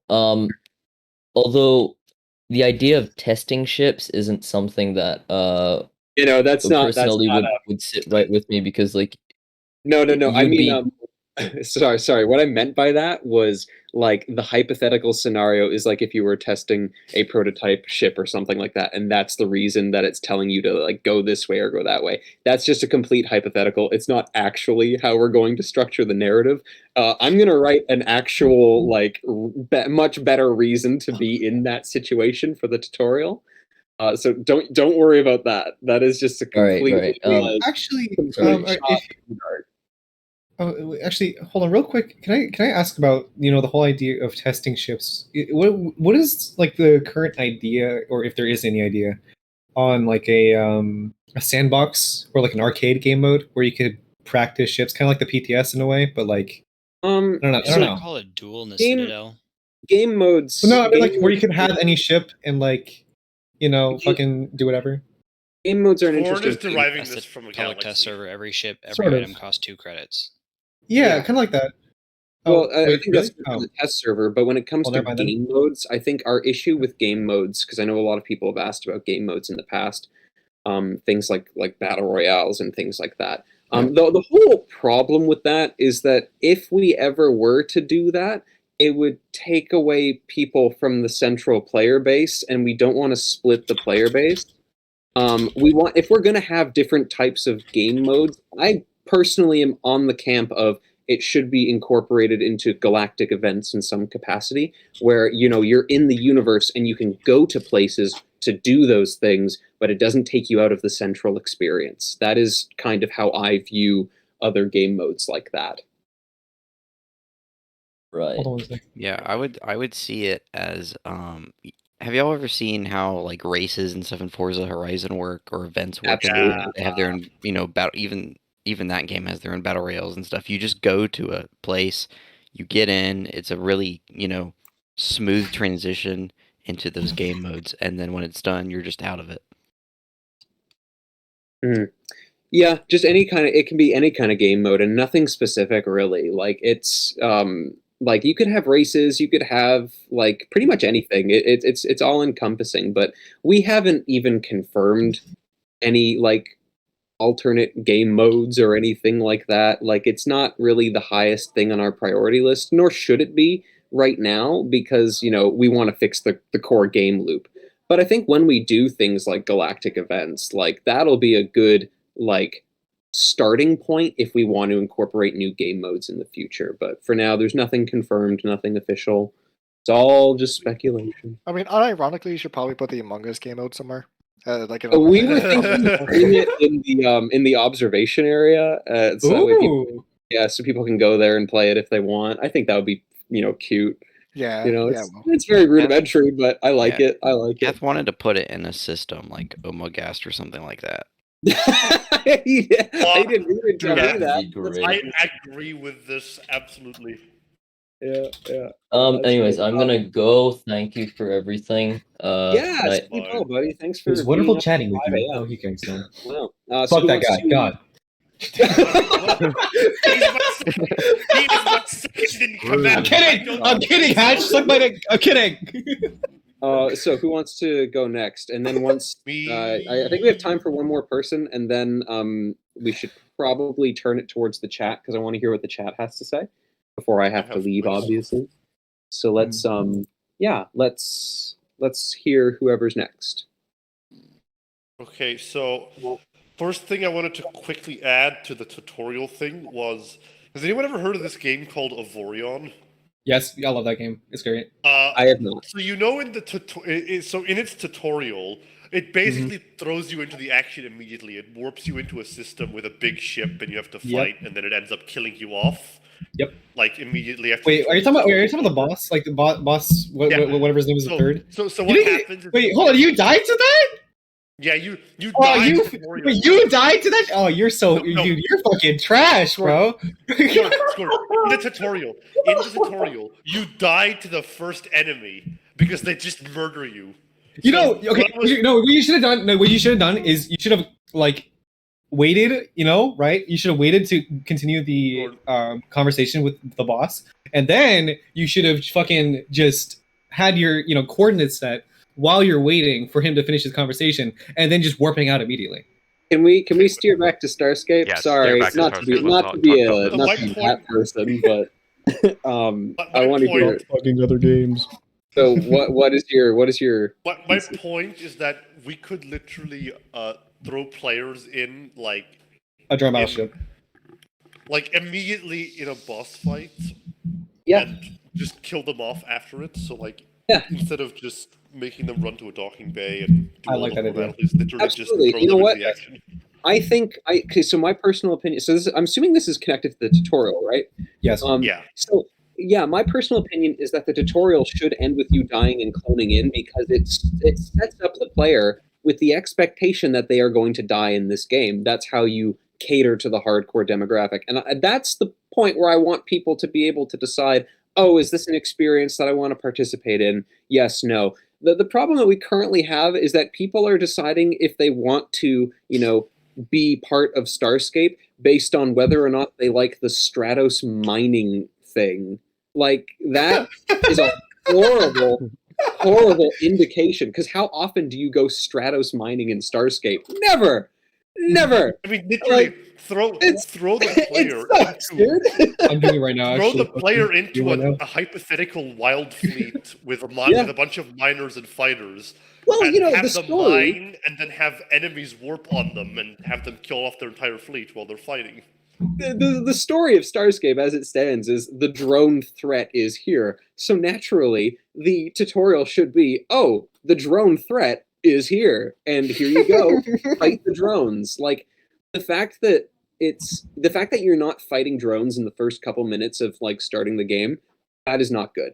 I think it needs to communicate the opposition very clearly. Who's the enemy? Who am I fighting? Those are the kinds of very like one-note things that just get people so psyched about the lore of the game. Like, what are these things? It adds an element of mystique to them. Like, why am I fighting them? And then the rest of the game is trying to figure out what they are, why they are, and what are we going to do about them. So yeah, it just feels like a very natural progression for me when it comes to the tutorial. Another thing I just wanted to add quickly was to clarify. So, when you refer to core gameplay loops, what do you understand that as? I understand that as being like, so this can apply, you can have like an overall loop, and then you can have loops for different things like mining or hauling or any like other sub facet of the game. But generally how I perceive the loop of the game is, you start with a ship, you go out, you carry out tasks, you get more stuff to put towards getting new ships and new items, and that's the circle, is constantly, unlocking new things, getting new things, and making that a rewarding experience, right? So in that sense, the thing that you have to do to earn those resources has to feel rewarding, has to feel purposeful. The rewards that you gain have to feel rewarding and have to feel purposeful. And then the things that you purchase with said things have to feel rewarding and have to feel purposeful. Well, here's the thing, because what are you doing? What are you doing with those things? That's the problem. Because you're just saying mine, get stuff, mine, get stuff. In my opinion, I think faction warfare is the final piece there. You can use those ships to fight in the war. Well, it's not just going and getting stuff. It's doing the actual thing. The actual thing that you are doing should feel really good. It should feel rewarding. Like, that is where a lot of games fall short, and it's where we're currently falling short, is that it's not currently a satisfying experience to go out and do a lot of the things that we are asking players to do. So it definitely warrants a fix. Like, resource gathering is just a means to an end. It shouldn't be an end. Mining shouldn't be this activity that's it should be what you do. It should be nor should it be tedious to do what you want. It shouldn't be tedious, but it shouldn't be the end goal. No, well, I don't think, when I say tedious, I mean it shouldn't be the same thing over and over and over again. Like, I would love it if when you're mining, and this, again, I have to throw out this disclaimer so that nobody twists my words. So if you're going to write an article about this after, please message me. Let's say, hypothetically, you're mining, and the rock that you're mining contains some kind of weird alien or some shit, and then it pops out and starts attacking you. That immediately makes mining 10 times more interesting than it currently is, rather than having the same thing over and over again. I want to steer us away from that. All of the economy bots in the chat right now are getting mad that we're adding combat to mining. sweating, absolutely sweating. Intense malding, seething at the Cord- mouth. These telling me guys with that we like should, 20 alts just strip mining entire anomalies in minutes. Cord is telling me that we should steer the conversation towards the chat now, if that's okay. Do you feel like I do have. I don't Mega, have did you want anything to say else some add stuff? other than I do have stuff to say, but okay, who's going Mega? first? How much stuff do you have to say? I'll try to get to as much of it as I can, but let's try It's just a bunch of FW stuff. A lot of it's been or talked over and regurgitated. Okay. Anything so- like pressure or? Yeah, do you so want, FW is really boring because you just do the same thing over and over again. You just shoot Yes. at the same standing still structure, and then you shoot at the same standing still beacon. It's just the same thing over and over again. You're just shooting in a direction while staying still. It's not fun. There's no variety in the system. I don't think a leaderboard will work. It would only incentivize more solo content, more solo people going That's a out good there point. killing random players. I didn't go So over it's that. just going to bring yes. more solo players, and that's not going to incentivize more faction multiplayer stuff. Going to kill the game more in a way. All right. LP should be able to be exchanged for more items. Right now, the best thing you can exchange it for is blueprints, and those are oversaturated to all hell, and you can't make money off of it. Also, you're only going to be able to make money off of it if it's a conciliator blueprint. So 2/3 gone. 2/3 of the people gone. Hey, can I chime in for just a second? Yeah, go ahead. I can't speak to the specifics, but we are going to be adding more things that can be purchased for LP that will be extremely useful. So, and I will hopefully be able to disclose that, if not in the first video that we post, but probably the second video that we post, once, fixing a lot of those ground issues, like when you get out of your station to, fight people on the actual station. I want that experience to be overhauled as well. So, there's definitely a lot we can do in terms of adding new stuff to the game that can be purchased for LP, but I will put that in big old bold letters, more purchasables for loyalty points. Absolutely. I think what me, Mega, and Scorner tried to say is make FW better. It's essentially what Well, that would go under the entirety of the.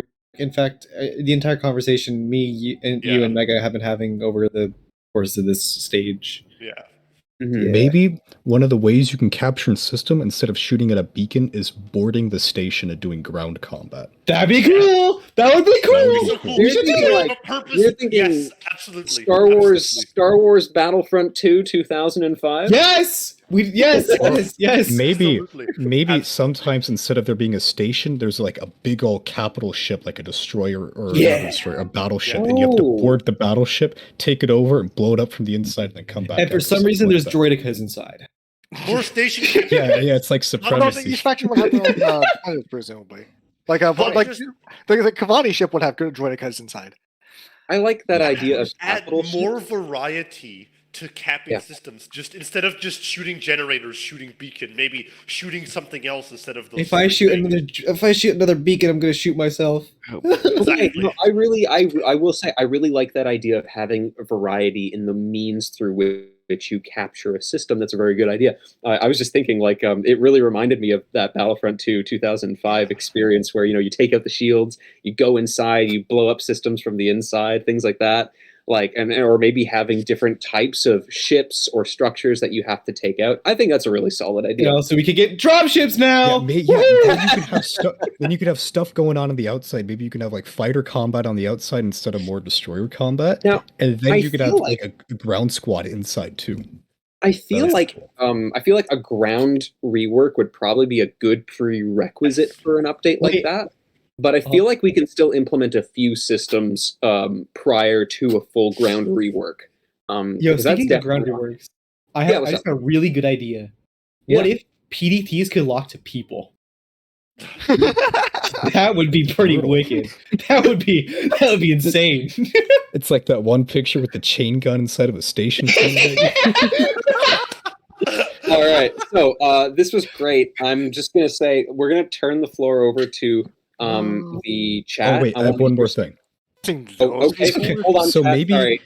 I will maybe extend with FW, there could be like seasons or something like that, right? Where there's warfare going on for a little bit, and then it stops, and then in between those warfare periods, there's like galactic events going on and stuff like that.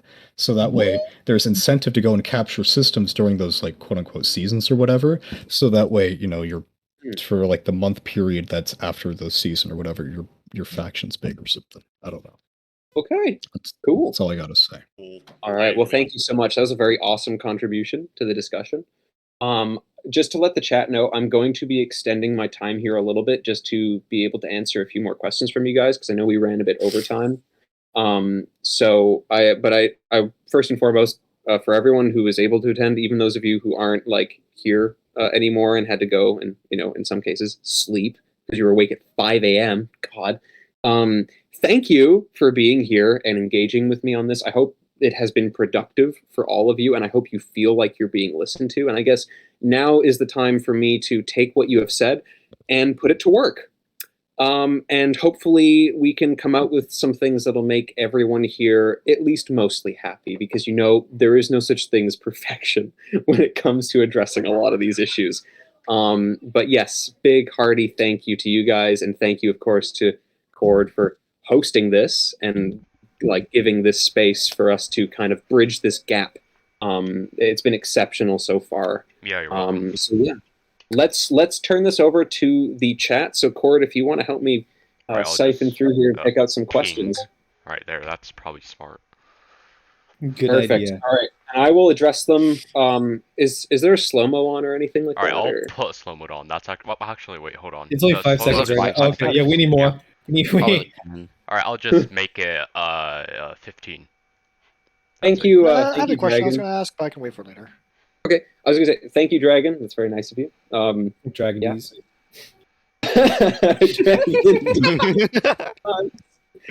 So let's see.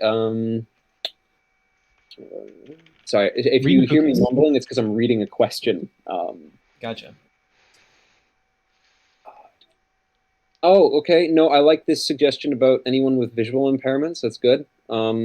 Yeah, obviously accessibility is a huge deal. I want to make sure that we use bright, bold colors anytime that we can, just to, make sure that things are discernible to the naked eye, whether you're colorblind or not. Absolutely. And you love the mammoth and you want the mammoth back. I will think about that. I can't make any promises. I'm so sorry. I've never seen like Die Hard mammoth love. Sorry, it's like just kind of hitting me.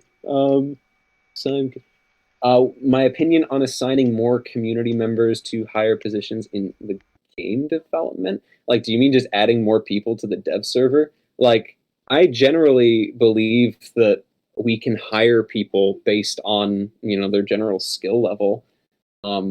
I don't think I necessarily know what you mean by this. I want to recruit more people from the community to engage in community related things, but in terms of game development, like if you're talented, like maybe the answer here would be if we opened up applications in the future for the dev team or something like that. Like, hopefully that answers your question. Sorry, I was a little bit confused there. Tank. Is the staff team willing to rework the whole faction warfare system to make it playable?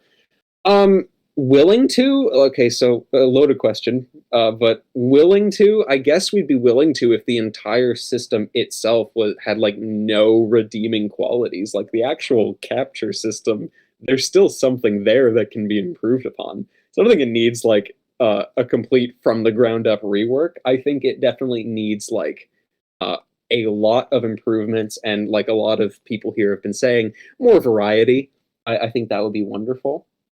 How do I feel about the current bounty system? It's a good starting point for I guess a system, but I feel like it could be improved by having like actual tracking mechanics and the ability to like actually hunt people. I also feel like the bounty system could be expanded to include NPC bounty missions for anyone who wants to be like a bounty hunter. I feel like there isn't enough leeway there for players to truly define themselves as an individual and like have their own kind of like career path if you are a solo player. Like at the moment, it's just kind of like you do your thing. I want to bring in things like that. Like if you want to be a bounty hunter, you can be a bounty hunter. I think that would be cool. Tutorial should spawn you in a ship instead of on ground in some way, because that is what. Yeah, no, I agree. I think I mentioned that I want you to be in the cockpit immediately. I want you to start in a ship. I think that's essential. That's the game, right? It's not landscape, it's Starscape. Let me be clear. So let's get people in a ship and blowing shit up immediately. That's what I want.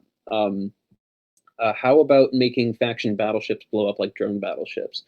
That's a decent idea. I feel like having similar systems, especially if it's based on things that we already have. No, not totally without merit. So yeah, definitely. That's a really cool suggestion. Saw someone say faction clothing. Yeah, we're working on a couple of reworks for clothing. So stay tuned for that. Very exciting stuff from our 3D modeler in the works. Shadow is an absolute legend. So if you ever see Shadow, pay him lots of compliments and don't tell him I sent you, because I want him to think that it's 100% based on just him being known and appreciated. Just taking a bit of water there. I'm answering these like super rapid fire. I hope everyone's impressed. So are we going to be changing warping to wild systems to be a bit more, current system feels clunky. You warp in somewhere, you warp along, or you'll get killed by the inevitable drone fleet. Are you talking about making wild? I guess Rack, you're here. Are you talking about making wild more interesting in general? Currently, wild is somewhere you go in and you just kind of you have to keep warping in order to not get killed. And I feel it feels like there should be a better system for that, rather than just waving to the drone to the 5th drone fleet encounter as you warp along. I feel like maybe putting those things off to the side more, changing the way you get threatened, make it more of a minigame.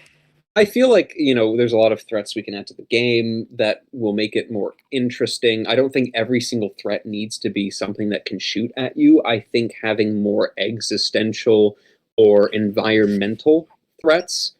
I love how I said existential. Like, what does that mean? What could that be? Your character wakes up with depression. It's underselling the drones by just having it something you just kind of wave to as you warp along.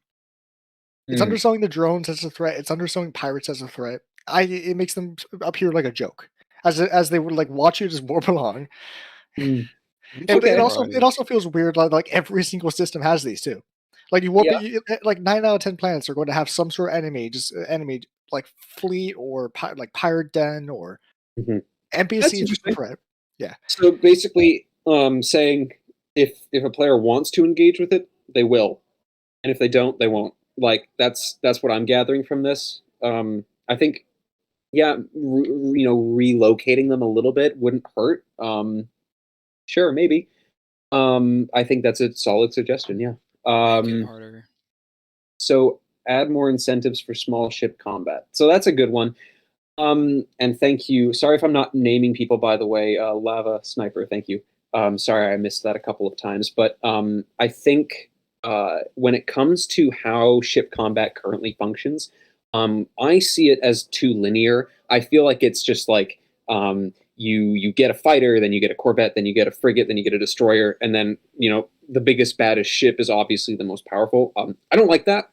I want to have ships added to the game, and this is a personal thing of mine. So again, remember, when we're talking about this stuff, this isn't official. This is all speculation. We're just having a good time talking about the game. But for me personally, I want to see more support ships, things that groups and factions can actually use in a faction warfare or NPC faction warfare that will allow them to coordinate as a group and not just warp out, keep their distance, pick off targets. Adding diverse ships and anyone who's in this community around the same time or longer than I have knows that I have for a very long time been very adamant about things like bombers and how that would really shake up the combat. It's just What can we do to, make it less linear and make it actually rewarding when you get into a fleet battle? So it's not just keep your distance and beams, and then get back and then beams, right? It's like it's very linear and very annoying right now. So there's a couple of things we could do to improve that. Do you think ships should be based around? So obviously, like a bigger ship is going to cost more, but should they be based around like the bigger ship is always going to be more useful, or should we have more of a like focus on like ship rule, where like every single ship, even if it's like relatively cheap, is going to have a role in the fleet, and that's why you want to have them. Yeah, I think having ships with designated roles isn't a bad thing. I like, first of all, it adds more ships to the game for a more group purpose, and that kind of addresses the issue of too much solo content, right? It incentivizes that kind of combat. So I think that having ships with purposes that are more intrinsically linked to faction warfare and NPC faction warfare as well, I think that's generally a great thing that we could do if we wanted to. Sorry, I just want to make sure that I'm not missing any of these questions here. Mist of Man said, "What's the story with player stations? Are we ignoring them?" We are absolutely not ignoring them. The fallout from Accelerator was pretty bad. And we know that it's like a running meme about how we screwed up player stations, but just to concretely say, we are not like completely squashing them. That would be ridiculous. Like I think there is so many cool things that can come of player stations. I think there's just the case of what do they look like and how do we get them into a game, get them into the game in a way that feels like natural and not just a tycoon simulator, or on the other hand, a lag fest that will crash a server, right? What's the middle ground? And I think a lot of the things that we discussed in this panel today were extremely useful, and I'm going to bring them back to Kath. Is it possible for updates to release in smaller chunks so newbies don't get completely overwhelmed when one drops? I think that updates once a month for like sizable things is a pretty decent aspiration, or at least moderately sized updates, right?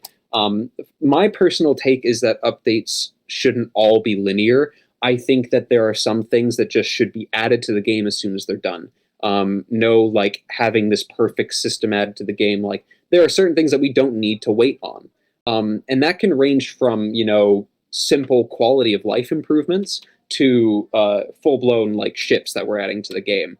I don't think we should always have to focus on like, once a month we have to have this incredibly in-depth update that has all of these features. I think if we have features that we can add to the game and then gradually expand on as beta progresses, that will be the most beneficial thing for the community, because not only will these just be bare bones features, it'll be early on enough in its development that any changes we make can be based around player opinion to such an extent that players can really shape what those updates are going to look like once they reach a final form. Let me see just my other questions here. Have you heard of Leo's idea where all destroyer turrets, including smalls, get a decrease in turret rotation speed? So it is inherently just better than corvettes and frigates. I actually didn't see that. Rack might have sent it to me because he likes to send suggestions to me for my my notes, which is very helpful. Thank you, Rack. But no, I haven't seen that idea. I can't really comment much on that because that feels like it falls under more of the category of our testing and balancing teams.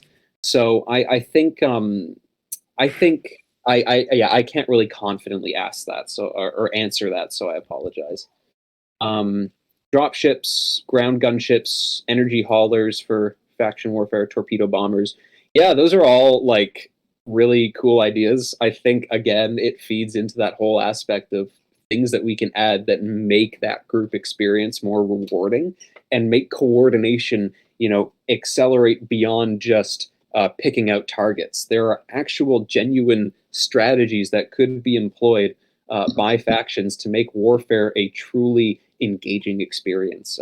Healing turrets, damage boosts, and specific ships. Critique. When is the rest of that power wheel coming out? When you hold with the drone menu, you know how there's a bunch of other options that are grayed out. Field modulation and energy stuff is not coming out. That's scrapped. No, that's not entirely scrapped. I think it's just like that wheel might just get a bit of a rework, but it's not scrapped.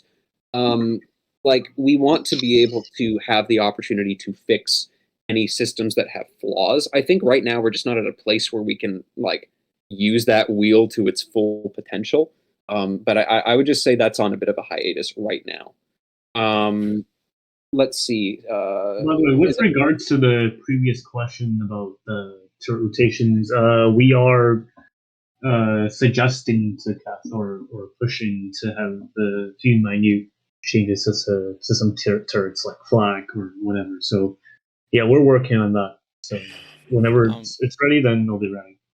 May I quickly ask a question about mines? Is there going to be anything changing to them, as in more mines, like maybe like maybe like a visible mine, something like that, or like mines are an interesting one because mines, I feel like have the potential to be something really neat, and we don't really, we didn't really feed into that enough. I think I feel like if we were to improve on mines, that would come with a general overhaul of things like missiles, bombs. If we were going to add an update like that, like that's where I would see mines fitting into the schedule.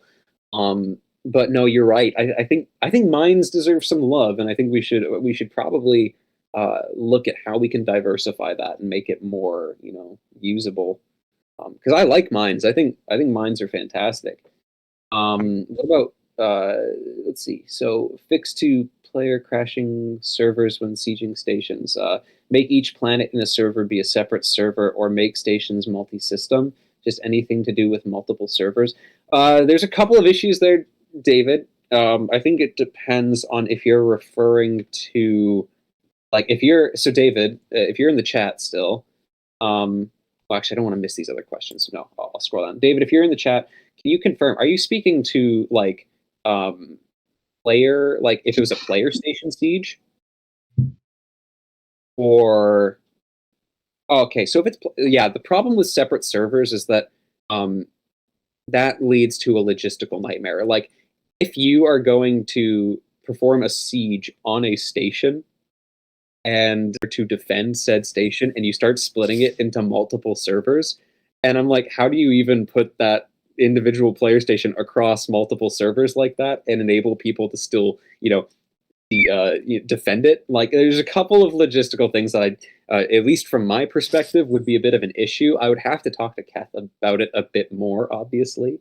But that is the general consensus on where we're at. I think ultimately, if we are to do stations in some form where you can siege them, it may require Roblox to be a bit less of a shitty platform. not to knock them hard for it, but they need to get those servers modernized, because I am itching to do a lot of things. I am good at PvP. Don't roast me. So let's see, what else did I miss here? Okay, here's a suggestion from a faction leader that I want to go over. And I will probably continue answering questions, by the way, guys, for another 15 or so minutes. So don't feel like you have to rush or anything. I'll get to as many as I can. As a faction leader, this is from Rule Glore. As a faction leader, I suggest that we have a system where we have a verified faction list. It gets a bit tricky. Where you can join factions. This would make recruiting much easier. Is that even possible?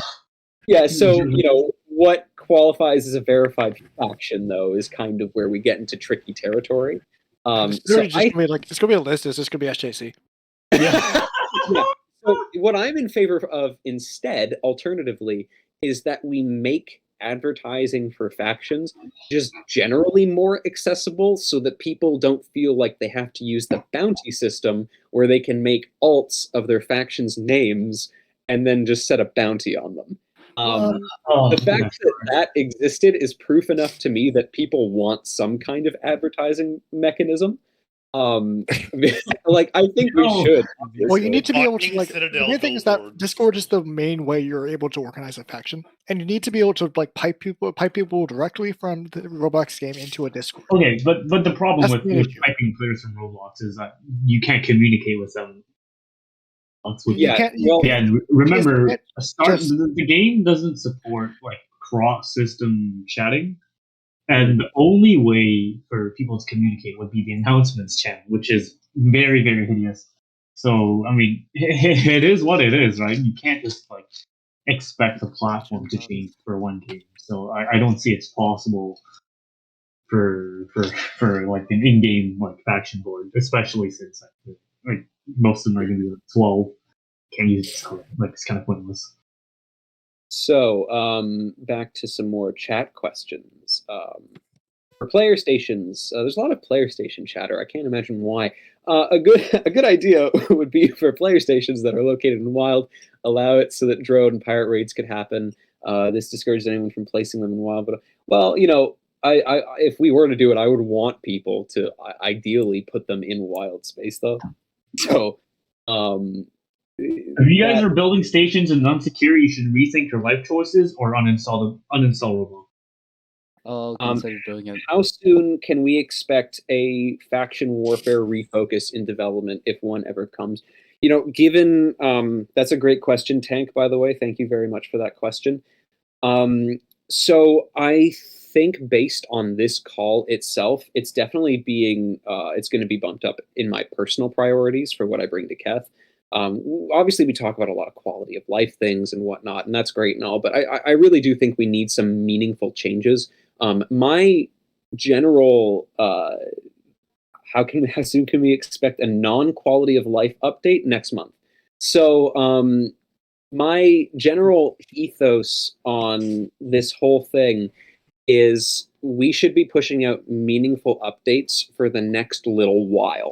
I think that would make sense because we've been doing enough quality of life stuff. I think it's time that we actually bring in more content that is oriented towards actual, you know, meaty updates that do things for the game loop and improve the, you know, group player experience. Next month, my time. Don't be sassy, okay? Okay. So generally, I just started this role.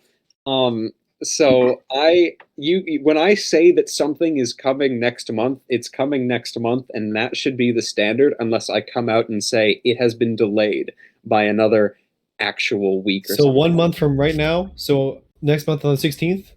Do you want to get technical with it? Yes, I do. I do. It's the exact date. I will mark it on my calendar. Date and time. That time, and then we're gonna have such your to the millisecond.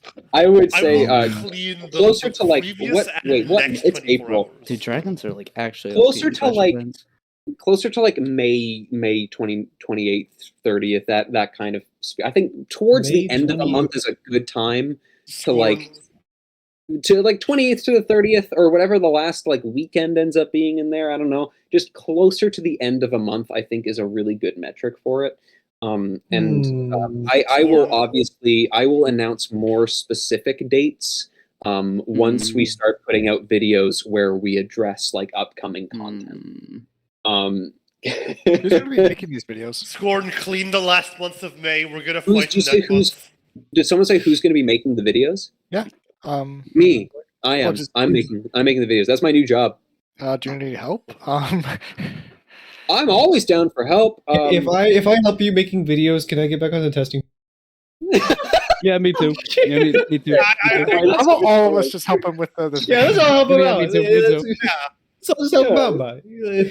Don't worry. I'm generally good, but if I do want to expand things a little bit more, obviously I will put out,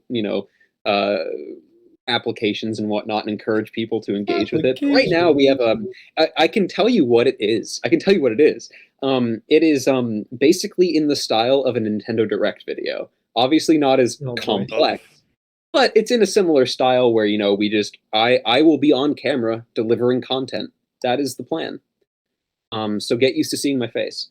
Put on a suit, get on a green screen, and cut it out like a true Nintendo Direct. Meg, can I ask a 5-second question?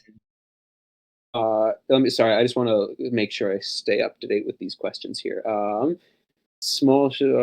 does this come from? Small ships are the only ones who can warp to certain areas. Add on to what I said earlier, give bonuses to fighter combat versus frigate destroyer, healing, turrets, damage boost. Bombers could specifically give a use for space mines and warp disruptors. Maybe global turret traverse nerf to make more agile small ships it's a conclusion viable. of everything. Yeah, there's a lot of good things here. Yeah, no, I can only really just kind of like taking screenshots of things, by the way, because I do not have time to write all of this down. Definitely taking a screenshot of that. There's some useful improvements there. PSA, remember Tortilla says, why do we need videos? I think just regular text updates work because we want to expand Starscape's platform beyond just the Discord, because we have a sizable amount of people who don't find content for Starscape on Discord, believe it or not. It is actually kind of dramatic. I want to be able to have our presence on multiple platforms and deliver like content that is 10 times more effective and to the point. I think a video is very much more digestible for a lot of people rather than a wall of text. I find that walls of text just get lost. And there's a lot of things that just get overlooked. But when you have videos, that is a concrete way of saying, here's what we discussed, and here is what we want to do. And you can refer to it at any point, and it's just a comprehensive 8 minutes of content. I think it's a really great system to have, and a lot of people do it, and it's also proven based on analytics that we had a much higher engagement rate when it came to the original dev vlogs that Keth used to do. Those were much more well received than the current dev vlogs. So I'm definitely in favor of the video content for sure. The videos are kind of good too. Sorry, what was that? The videos are nice too. I like the videos. Yeah, videos are fun. We can do videos about like other things as well. It's not just going to be monthly updates. Like I'm going to be making advertisements for like certain ships. I was actually jokingly talking to Keth about having advertisements for Starliners, and then my girlfriend's going to voice them, which is so good. Because I feel like when you have a luxury ship like that, I don't know if Dandy can sell it. You know, we need like that soft. Yeah, they're just like that soft. Dandy would sell you like a snake oil. I think Dandy can sell it because you know those monotone voices that are like that talk about cruise ship ads. Flag turrets? Better yet, flag turret ad? I don't think that's Dandy. I don't think that's Dandy. Better yet, we get the AI thing that basically deep fakes your voice, and we just get Dandy to voice everything, and then we can just interchange his gender depending on what we want the tone of the video to be. Oh my god! Hello everyone, my name is Dandy. Everyone's Dandy. Everyone's Dandy. It's all Dandy all the way down. Am I the only one who really fucking hates Dandy's voice? I don't mind it. I hate Dandy. I just don't hate his voice is creamy. I would say that's the only thing about his voice. Oh, Dandy is the leader. Maybe I of just the really hated fucking hate it. So, He does have sorry, a good I think you voice. just but- really fucking hate Dandy in general. Right. That's you. Let's Yeah, not here talk is an about Dandy's issue voice. about Dandy. Does Dandy still lead SJC? I want to answer more You saying questions. he let it in the Hey, first place. shut up! Shut the fuck up, Nico. Why are you even here? Shut up. I want to answer questions. So Patwig said, will there be a change for ore spawn in deeper in wild and around planets? We actually do have an idea for making wild a bit more, good for things like ore spawning. I think right now it could be a lot better. I think the deeper into wild you go, we do want there to be a metric of better resources will be found the deeper you go into wild. So it won't just be like a random, like all or at least all the time random, like, oh, you go this far into wild, you're gonna get what you get. It's going to be based on distance from the core. So there will be an increased percentage in rewards that you might obtain from traveling further out, which I think is a great thing because it incentivizes people actually Adding on travel. to that, I think Keth has already changed the ores that spawn in certain regions. So yeah, it's already it's changed an in the testing server. I'm not sure. I'm not sure about that. We'll have to see. Hank asking another great question: how will danger be increased the further you go into wild? Obviously, like the mobs that spawn, we want pirates to be more of the central threat in core systems, but drones, we want them to be a bit more of an exciting wild experience. Now, that said, when it comes to threats in wild space, my vision for the future is having it so it's not just drones. Like there should be disasters that you have to worry about, whether it's like a maelstrom in space or like this crazy, whatever that just emerges and like you have to deal with that problem, or even like a wildlife situation. I think those are very meaningful changes that can add a lot more difficulty and edge to wild space. Whereas, currently it's just drones and pirates and whatever you come across. Like it's not very exciting. Oh my god, I have an idea for you. Someone asked me galactic events minus efficiency. Vendorships have kind of been rendered obsolete. That's not to say that we couldn't rework we couldn't rework them into some other kind of vehicle, because there's still something we could maybe do there, but I can't make any promises on that front. I think the vendor ships have deceased for now. But again, who knows? That's always a possibility. We're always open to suggestions like that, but I think I have to. You make them faction advertisement, but you don't allow them. You still make them uncraftable, so it's like an exclusive thing which factions have to grind for. Where, to an extent, where it's like one of those like limited because. Sorry, never mind. Yeah, so I was going to say, Creeper asked, my question is, what happened to combat probes? I feel like they would be extremely useful right now. They're just taunting me in the probe menu. Yeah, we're going to add them. We're going to add them in the future. They're definitely going to come. It's not going to be one of those things that we don't add to the game.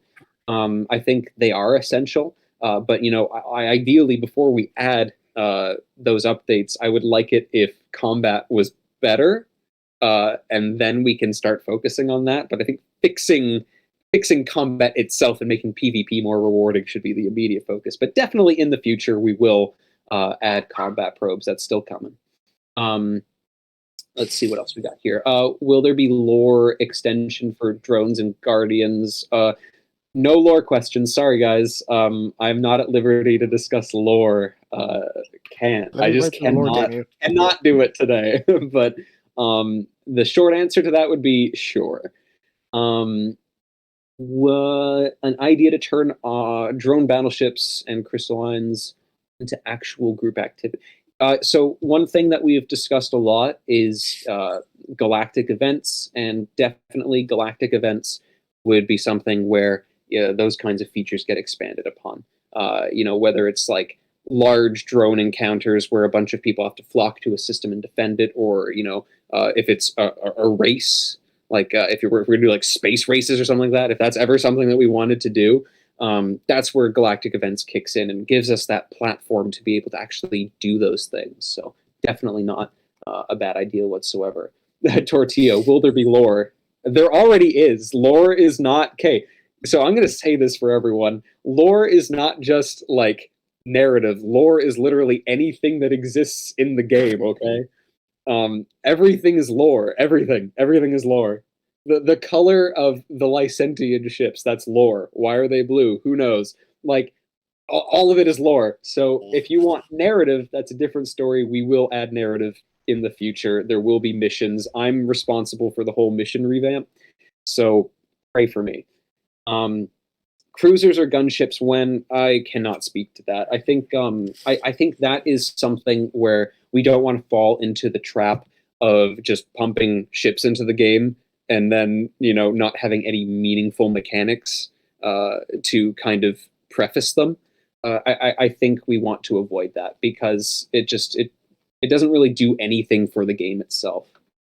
More group PvE. It was really fun to fight drone battleships in groups back when it wasn't possible to solo them. I mean, I think that is an interesting suggestion. I didn't realize it was that easy to fight. Is it that easy to fight a drone battleship? Because last time I did a 4K range, just snipe them. 20 minutes are done. Really? Oh, well, that's rubbish. I'm going to write that down and say, let's fix that. Oh my god. They got unintentionally nerfed, I think, because the range used to be 5K range. I'm going to say like their aggro range is 3.5 range. You get coils and just kill it. That's an oversight. Yeah, I'm gonna write that in my notes. Fixed drone battleships. Yeah, okay. Let me just go through the entire process real quick. The entire process of drone hunting right now is you find level 5 fleets, you ignore everything else, you kill the level 5 fleet, and you hope there's a battleship at the end. That's the current grinding method. Like, because people think fleets are not fun. People think people think that like fleets are not fun because it's just health bars to burn through. People think the pirate dens are not fun because it's just the health bars to burn through. They can be fun, but it doesn't tend to be fun if you just kind of have to sit there and like hit this thing for an hour with like cannons, and you just slowly see the health bar go down. Was their shield regen ever fixed? Not that I know of. No. Shield regen for battleships, or yeah. No, that's a very good suggestion. I wrote that down because that's definitely something that can be fixed so easily. Does anyone else in the chat have questions? Because I'm going to be closing this in a couple of minutes here, and I want to make sure that I get as many as possible. Increased drone drop rates currently, but okay, yeah. Improving the loot pool, definitely on my list. Decreasing drone health, but increasing maybe. I don't know how to phrase it. I would say decrease drone health to what they were before, and maybe increase their damage a little bit. Just generally making it more based around teams and making it more satisfying to kill a drone rather than just sitting there and like having to put 3 drone volleys into a frigate. Yeah, and like there's a lot of modules that we have right now, and that can really be useful in those kinds of situations to make it so that you don't have to camp at like 4K and just snipe with a beam or something. Like that's not fun. No one likes that. Like that's just boring. I had fun when I went out with a Halo and I had like 6 beams and I just one hit a drone frigate and skirmish a level 5 fleet to death. That was kind of fun. Tank, forgive me. I'm not really so guys, just to be clear, I am really bad with acronyms. So what does RNG mean? Random number generator. Okay, thank you. In that case, yeah, that's a really great suggestion, Tank. I will add that to my list as well. I'm so bad with acronyms. Someone was just hit me with a bunch of acronyms at one point, and I was like, I cannot answer this. I have no idea. What's your opinion on GA? Oh my god. By the way, a critique, if you gotta go, I can stay by for... No, I don't have to. It's not that I have to go. I just wanna have a bit of a kind of like a post discussion thing here where I talk to a couple of the news people that are obviously here, like your Citadel link, and if Stellar Community's here, I want to talk to them specifically. I don't think they are. Yeah, no, they're not here. Is Stellar Community not here? Yeah, they boycotted us for some reason. Haha.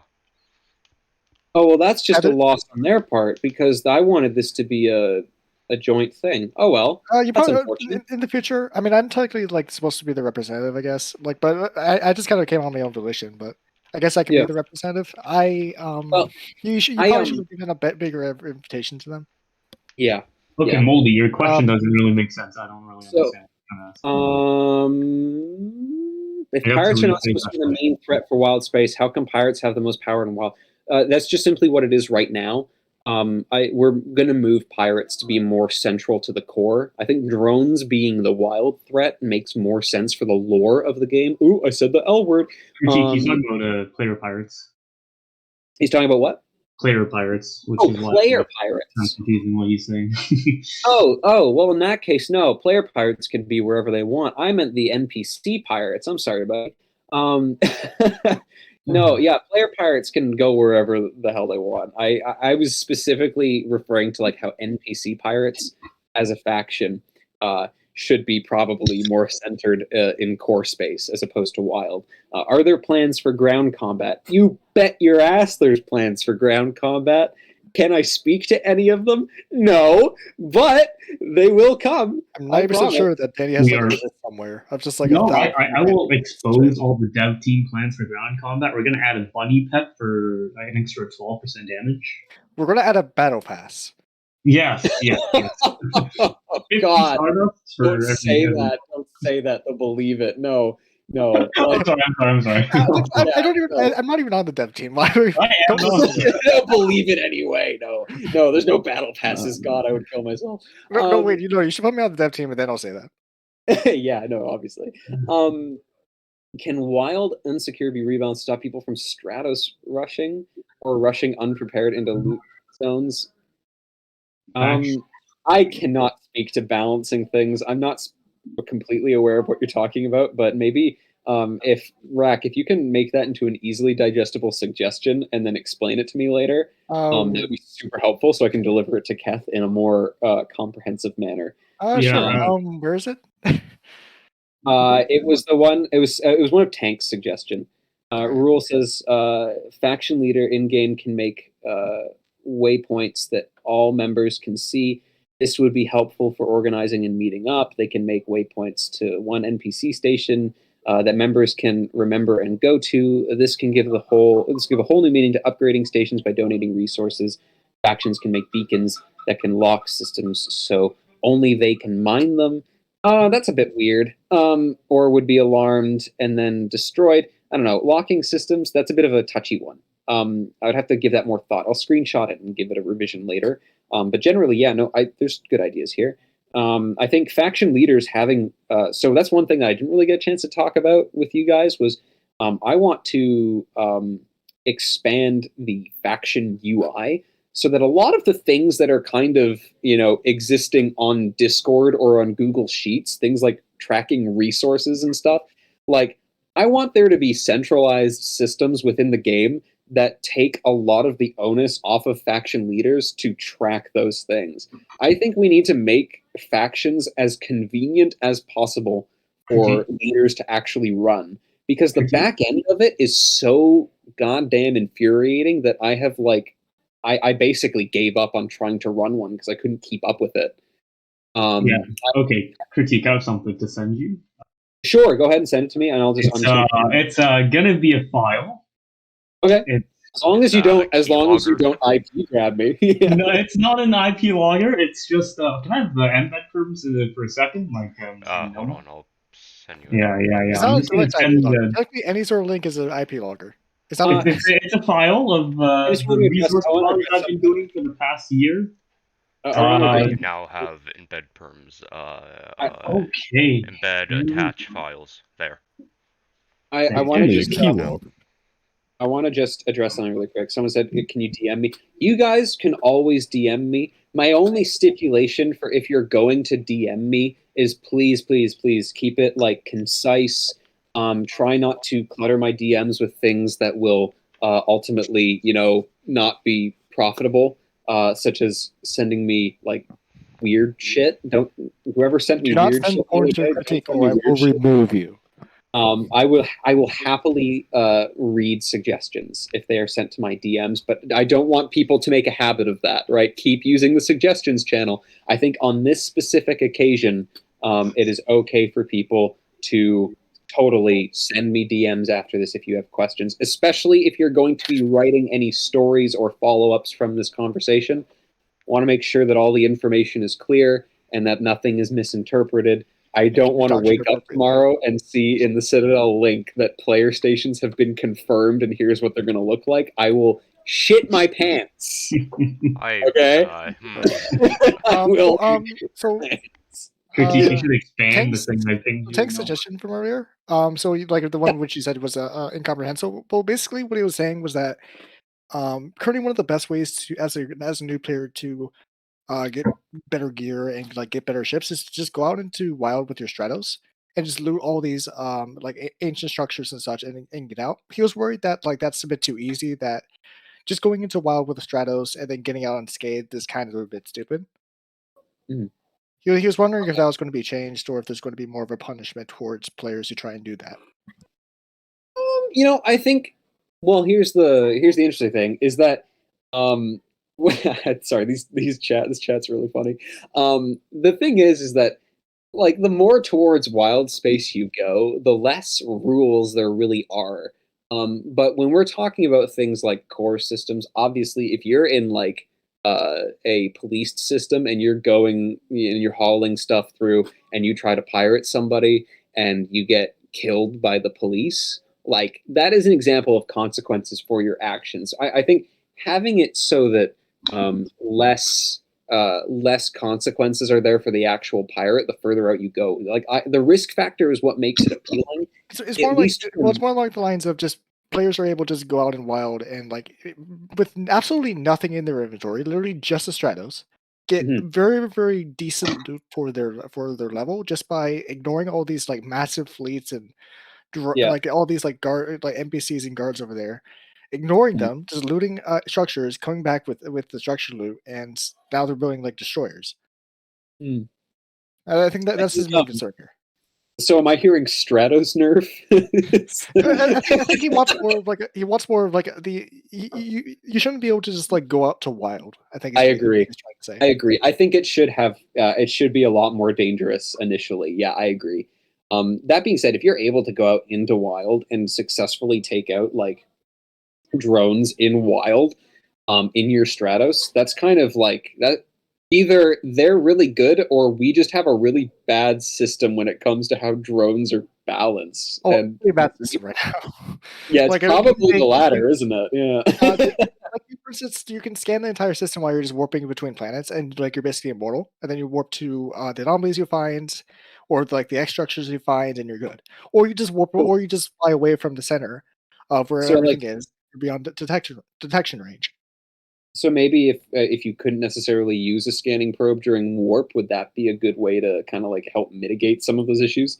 Well, for instance, that would require people to have escorts. Like if you warp in somewhere and you can't just like if you warp in somewhere and you have to deal with the drones there.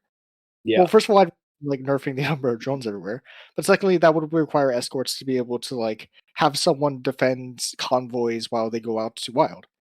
Instead of just like instead of a single guy being able to just kind of like warp through the entirety of wild without getting hit by a drone because they just keep warping on cooldown. Yeah, that would also be. Yeah, I mean, my concern with that is just that newer players who are solo can't really go into wild for resources like Red Core anymore, because if you're in a Honey Badger, they're just gonna die. Yeah, that makes sense. I think making wild more dangerous is a given. I'm gonna write it down in big bold letters, but like, wild space does need to be more dangerous, more dangerous and more punitive. I think, yeah. No, it's definitely important. How about nerfing energy regen while in warp so they can't just keep... talk about that one if you don't mind, since it's a balancing matter.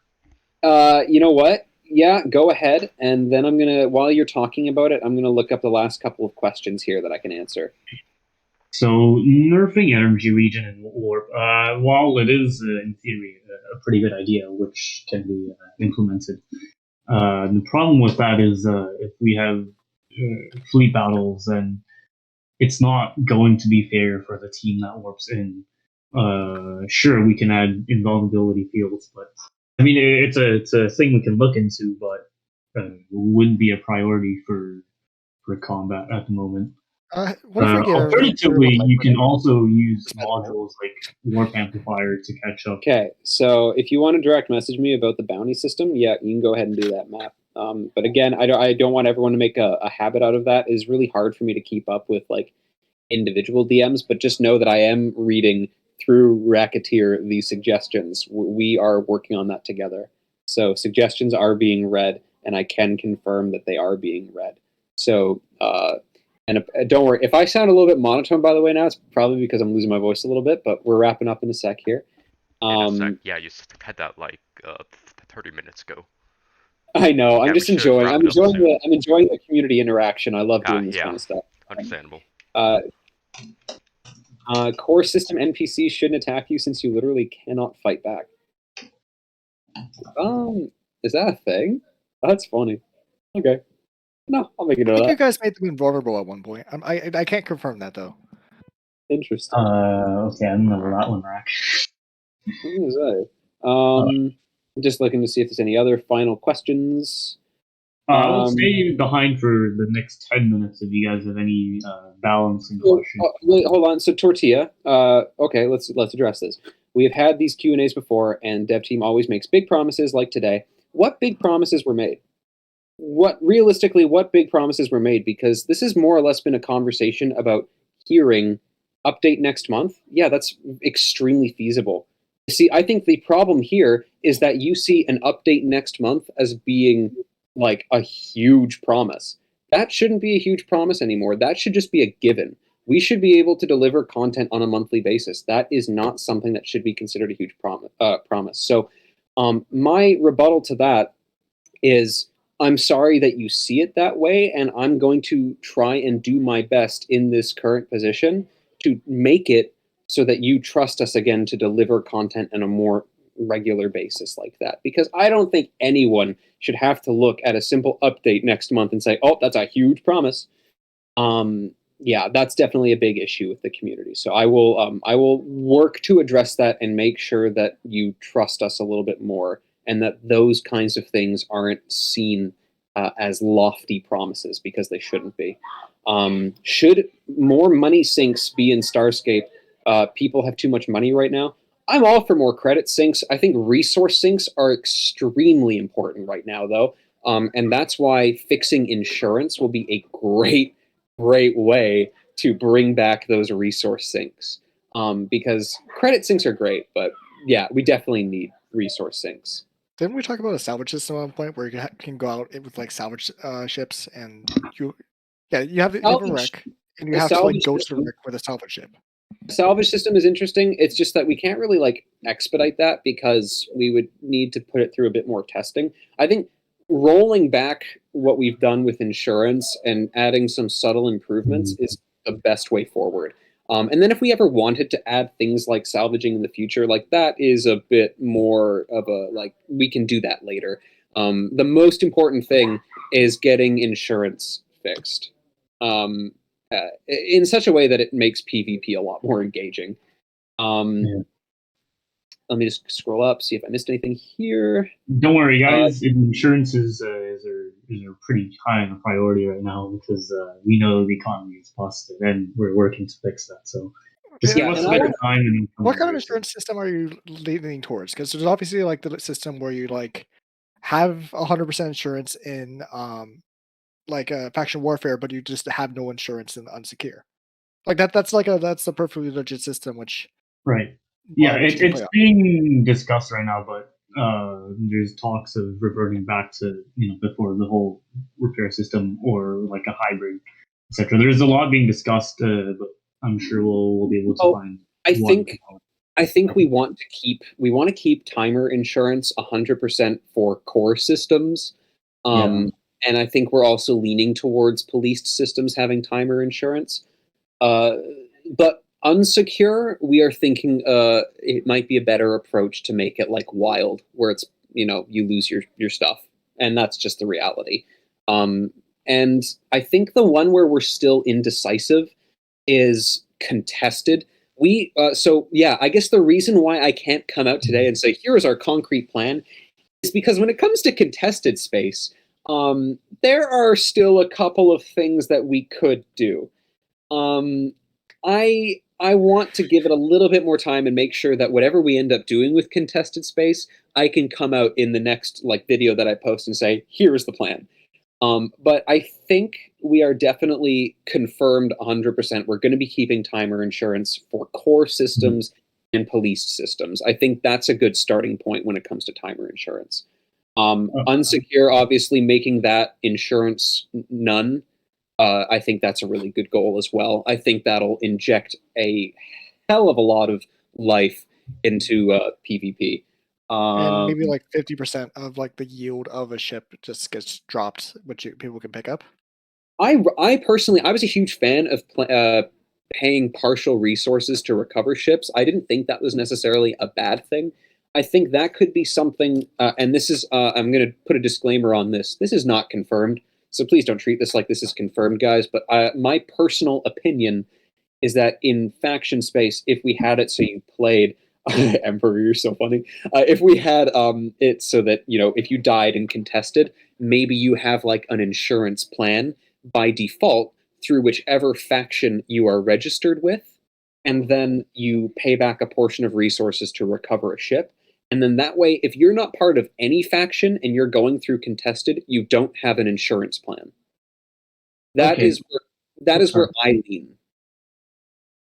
And that is me. Okay, Tank Tiger. With regards to your question about whether short-term sinks are going to be healthy for the current economy, The answer is no, because there are already so many ways of obtaining resources just by a short-term fix isn't going to do anything within about a month or two. All these resources we've stockpiled is already just going to come back. It doesn't matter if you add player stations at ridiculous costs, because the form of obtaining resources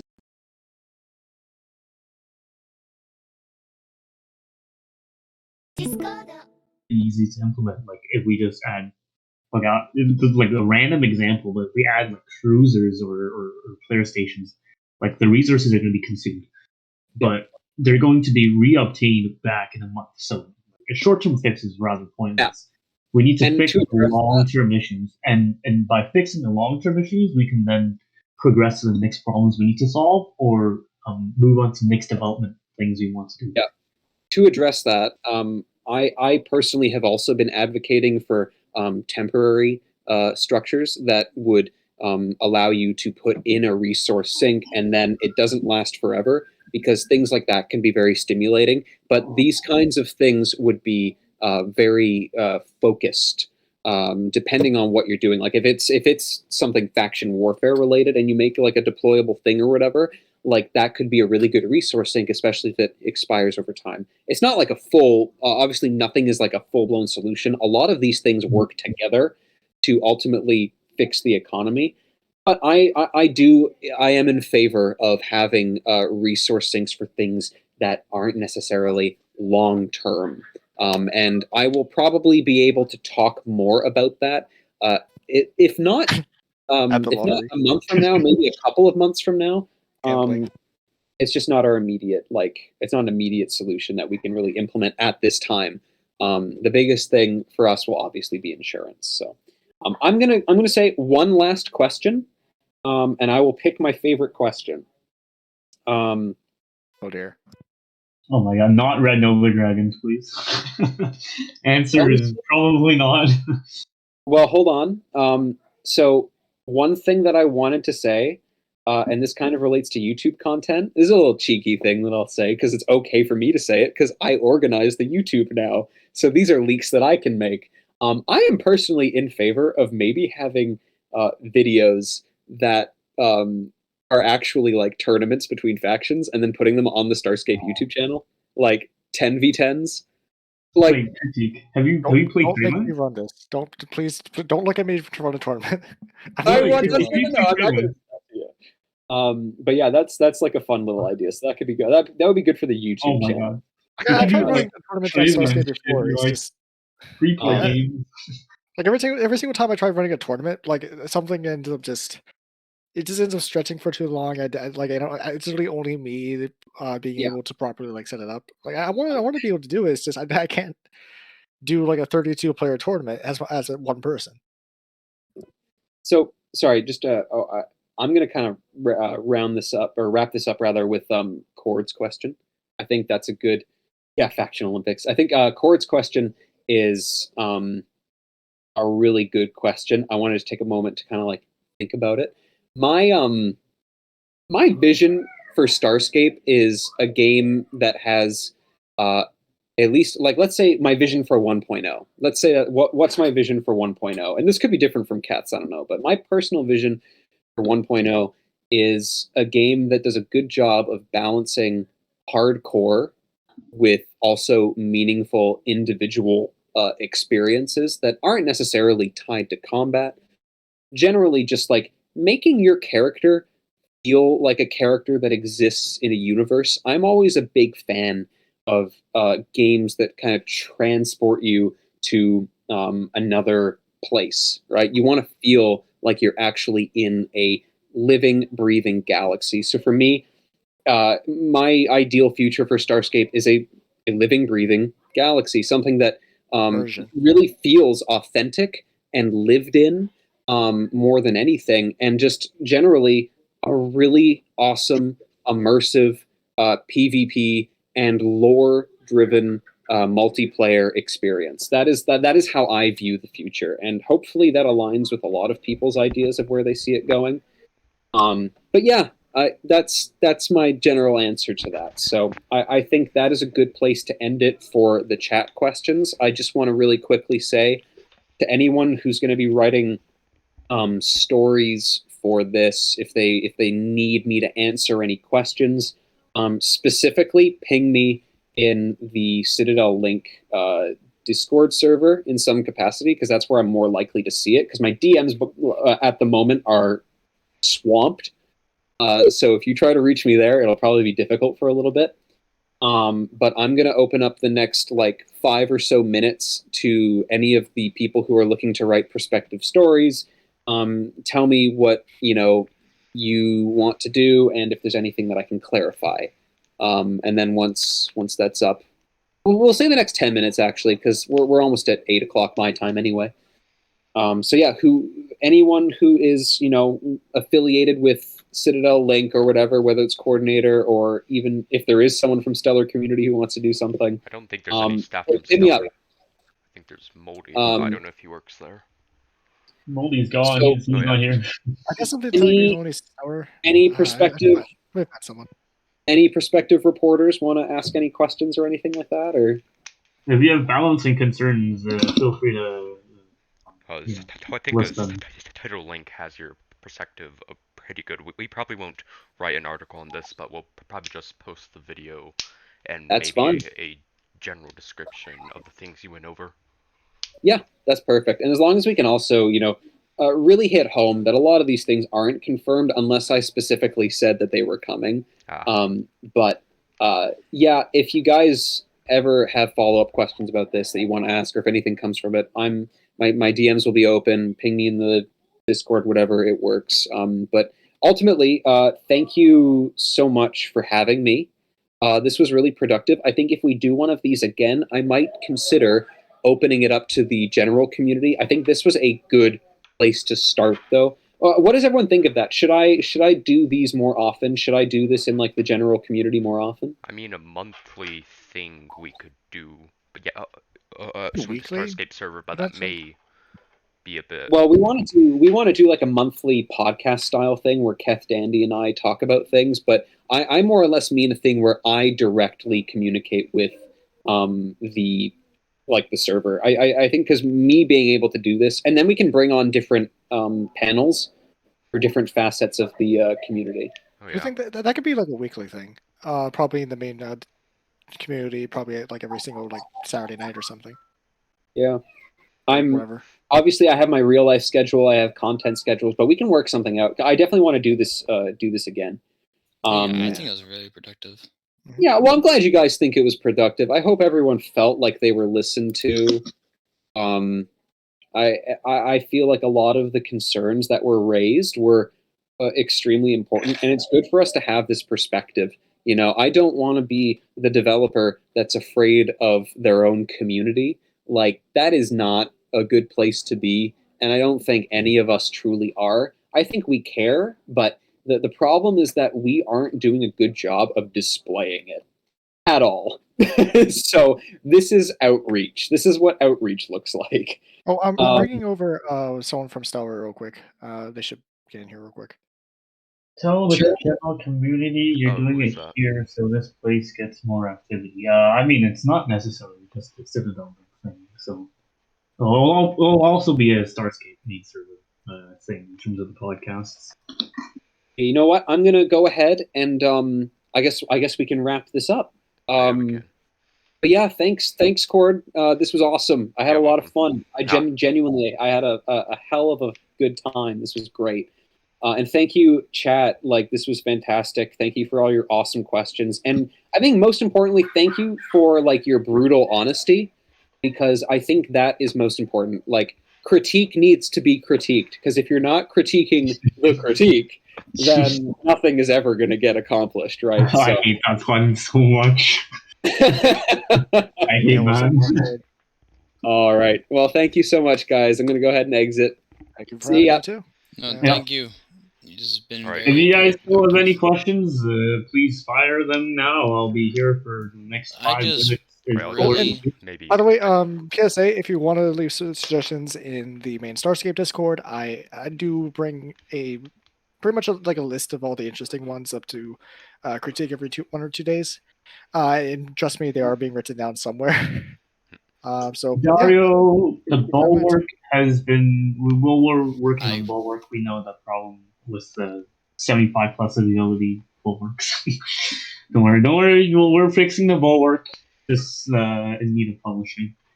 I don't know. I'm right now just really hope that my suggestion actually gets done and put in the game, because it would add a fuck ton of content. Which one? Seems interesting. The one with player structure. My favorite thing to do in Starscape: collecting my members' quotas and enslaving them. Is this recorded? I could maybe cut that out for 500,000 credits, but 500,000 credits, scammer. Well, how have you bribed me to cut stuff? What do you think about? I have a question for you. What do you think about making like burner a default ability for every ship? This is a really controversial question, Rack.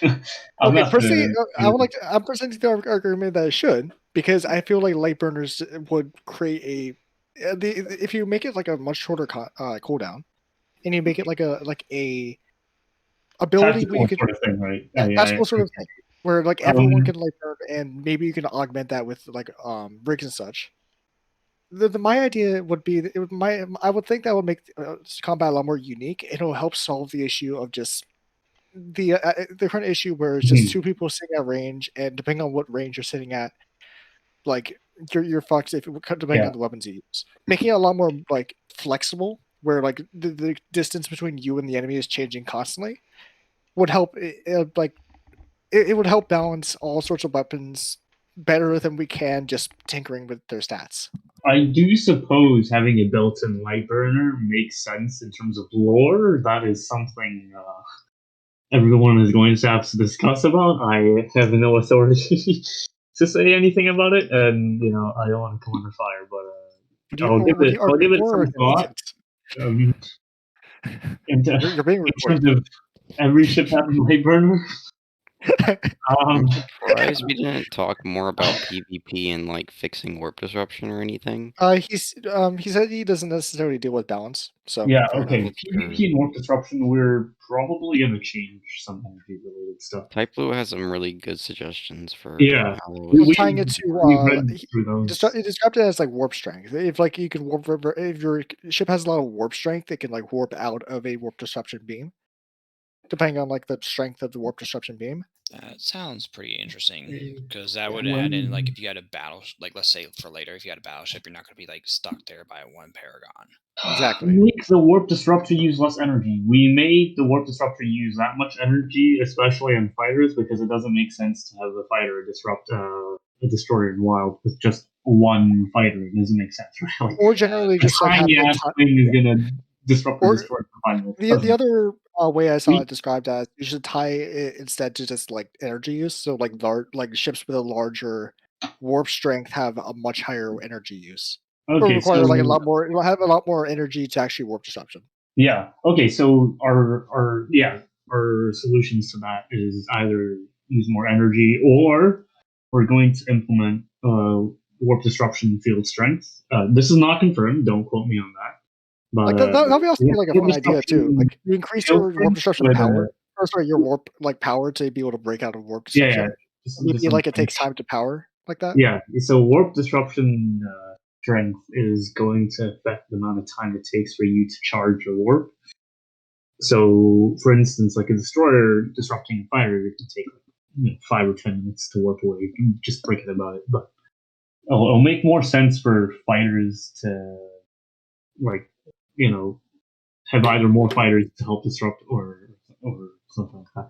Plus, I mean, if we implement warp disruption strength, then we're going to be probably removing warp logging as well, because it doesn't make sense to have warp logging and disruption field strength. Yeah, it's not confirmed again.